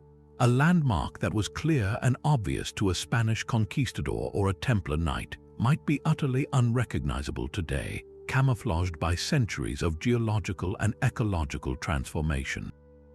The Earth does not want to give up its secrets. It is constantly rewriting its own surface, hiding the past under layers of sand, silt, and foliage. Then there is the tantalizing and frustrating possibility that some of these treasures were, in fact, found long ago, but their discovery was never made public. Imagine a humble farmer in the Andes who, while plowing his field, turns up a solid gold Inca statue. Rather than announce a find that would bring government scrutiny, thieves, and media frenzy to his quiet life, he might simply melt it down and sell the raw gold anonymously. This is the fate that many skeptics believe befell the bulk of Atahualpa's ransom, discovered piecemeal by locals over the centuries and quietly liquidated. Or consider a wealthy private collector who acquires a piece like the Florentine Diamond through clandestine channels. Their pleasure comes from the private ownership of a unique masterpiece, not from public acclaim. To reveal their possession would be to invite legal battles and risk its confiscation as a national treasure. In the shadows of the black market for antiquities, some of history's greatest lost relics may not be lost at all. They may be sitting in a vault or on a mantelpiece, their true identity known only to their secretive owner, the historical record forever silenced by deliberate silence. Finally, we must confront the powerful role of misinformation and fabricated legends. The story of the Lost Dutchman's Mine is a classic case study. What began as the deathbed mutterings of one old prospector was amplified, embellished, and romanticized by newspaper writers, tour guides, and generations of treasure hunters. Each retelling added new details, new clues, and new layers of supernatural danger, like the infamous curse. These fabricated elements can send searchers on wild goose chases for decades, wasting resources on leads that were pure fiction from the start. The entire field of Atlantology is, for most academics, a pursuit built upon the misinterpretation of a philosophical allegory. People have dedicated their lives to finding Plato-fictional city because the story is so compelling that the line between myth and history has been irrevocably blurred. These legends take on a life of their own, becoming more real than history itself, and in doing so, they create a fog of confusion that can obscure any genuine clues that might actually exist. The treasure, in effect, becomes hidden not just in the ground or under the sea, but within a labyrinth of lies and tall tales, making the truth the most elusive prize of all. Why do we do it? Why do we spend our vacations scanning beaches with metal detectors, our life savings funding deep-sea sonar surveys, or our evenings poring over ancient maps under lamplight? The answer lies not in the treasure itself, but in something far more profound within the human spirit. These quests tap into a fundamental part of our psyche, a deep-seated love for the unsolved mystery. A treasure map, a cryptic clue, a historical gap in the record, these are invitations to participate in a story. They transform us from passive observers of history into active detectives, giving us a role in a grand narrative that spans centuries. When you're walking the Superstition Mountains, you're not just a hiker, You're following in the footsteps of Jacob Waltz, your eyes searching for the same weaver's needle that he described, your mind trying to solve the same puzzle that has baffled thousands before you. This active engagement is electrifying. It makes history feel alive and immediate, something we can touch and influence rather than just read about in a book. The mystery becomes a personal challenge, a test of our wits and perseverance against the cleverness of the past. Beyond the intellectual puzzle, there is, of course, the potent dream of instant, life-altering wealth. The fantasy of uncovering a chest of gold coins or a sack of uncut emeralds speaks to a universal desire for freedom and transformation. It's the ultimate what-if scenario, a chance to rewrite your own story in a single, breathtaking moment. This dream is powerful because it's so egalitarian. It doesn't require a prestigious degree or a family inheritance. It suggests that fortune can favor anyone: the fisherman who nets a strange artifact, the construction worker who uncovers a hidden chamber, the amateur historian who connects the dots everyone else missed. This possibility of a lottery ticket buried in the earth or resting on the seafloor is a powerful motivator, fueling the hope that our mundane reality is just a prelude to an extraordinary discovery. It's a narrative of hope and potential that stands in stark contrast to the predictable paths of modern life, offering a thrilling shortcut to a destiny filled with possibility. Yet for many, the true treasure isn't the financial reward at all, but the romanticism of the adventure itself. The search for lost treasure is the last great romance of the modern age. It calls to mind images of dusty explorers in pith helmets, of rugged sailors on stormy seas, of solitary figures deciphering codes by candlelight. These quests offer an escape from the digital, sanitized world of screens and schedules and return us to a more elemental existence, a battle against nature, a journey into the unknown, a test of physical and mental fortitude. To search for the treasure of Lima on Cocos Island is to immerse yourself in the same humid, untamed jungle that pirates like William Thompson navigated. To dive for the Atocha is to feel the same ocean currents and see the same marine life that witnessed the galleon's demise.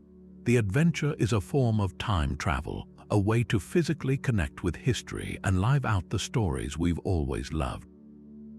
The value is in the journey, the friendships forged in remote base camps, the resilience built through failure, and the simple, profound satisfaction of standing in a place few have ever seen. This powerful combination of mystery, wealth, and adventure is what keeps these legends breathing century after century. The stories are not static, they are living entities that evolve and grow with each new generation of seekers. An old diary discovered in an attic can add a new clue to the Oak Island mystery. A technological breakthrough in underwater imaging can reopen the search for the San Jose.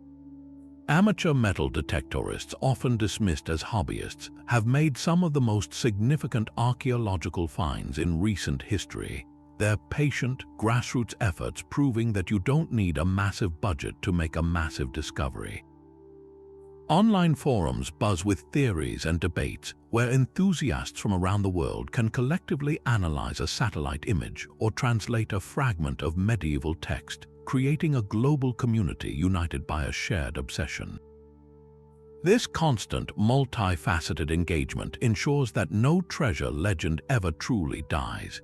Even when a major discovery is made, like Mel Fisher's recovery of the Atocha's stern, it often doesn't close the book. It simply opens a new chapter as the hunt continues for the parts that are still missing.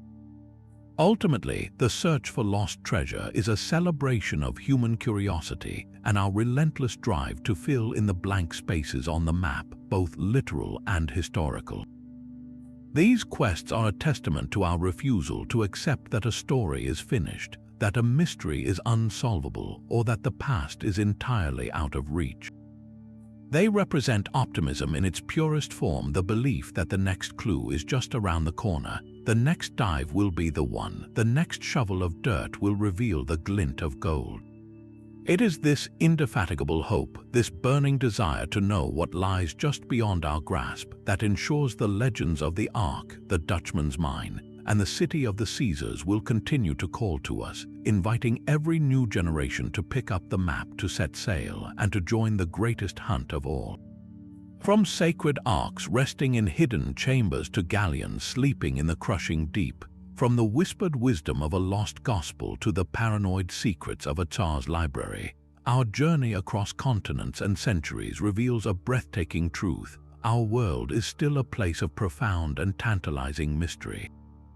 We have charted a course through legends built on gold and faith, on artistry and ambition, each story a unique window into the human experience. The potential discovery of any one of these treasures would be far more than a simple financial windfall. It would be a conversation with the past, a chance to hold a physical key that unlocks a door we thought was sealed forever. Imagine the historical revelations that would flood forth from the recovery of the library of Ivan the Terrible, offering us lost classics of antiquity and reshaping our understanding of knowledge itself. Consider the spiritual earthquake that would ripple across the globe if the Ark of the Covenant were ever verified, touching the very core of multiple world religions. Or picture the cultural homecoming of Poland if the crown of Bolesław were ever miraculously found, a symbol of national identity returned from the ashes of history. These are not just objects, they are frozen moments, echoes of empires, faiths, and brilliant minds, and to find them would be to reclaim a piece of our collective soul. This incredible diversity also shows us that treasure itself is a concept with many faces.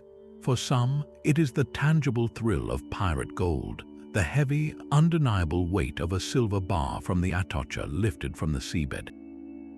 For others, it is the exquisite beauty of a Fabergé egg, a masterpiece of craftsmanship whose loss is an ache in the world of art.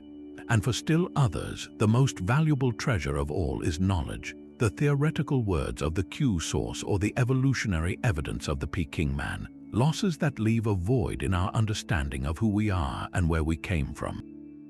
This spectrum, from the materially opulent to the intellectually priceless, is what makes the hunt so endlessly compelling.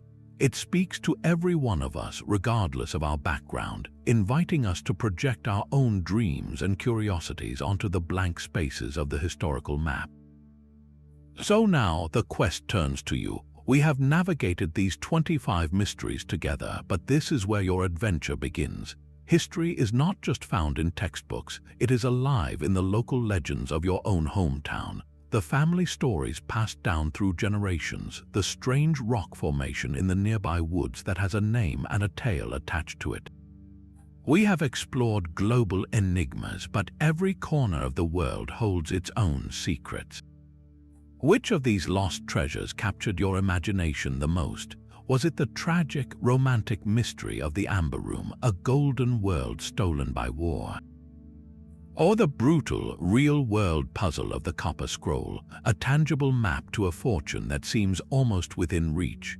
Perhaps it was the high-stakes drama of the San Jose, a legal and historical battle being waged right now in the present day. Share your choice in the comments below and tell us why it resonates with you. And more than that, share your own local legends. Have you grown up hearing stories about a lost mine in your region, a ghost train carrying Confederate gold, or a hidden cache from a long-forgotten conflict? Your story might be the very clue that inspires the next great discovery. The search for what is lost is a fundamental part of what makes us human.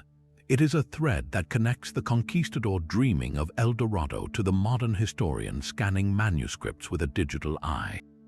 It is a drive that pushes us to look under one more rock, to dive one more time, to decipher one more line of faded text. This endless curiosity is a flame that must be kept alive. If these stories of adventure, mystery, and the relentless pursuit of the unknown have ignited that spark in you, then you are already part of this grand tradition. We explore the greatest historical mysteries, uncovering the truths behind the legends and the secrets buried by time. If you want to continue this expedition with us, make sure to subscribe and hit the bell so you never miss a journey into the past. The map is vast and there are always more X's to find. Thank you for exploring with us, and we will see you on the next adventure.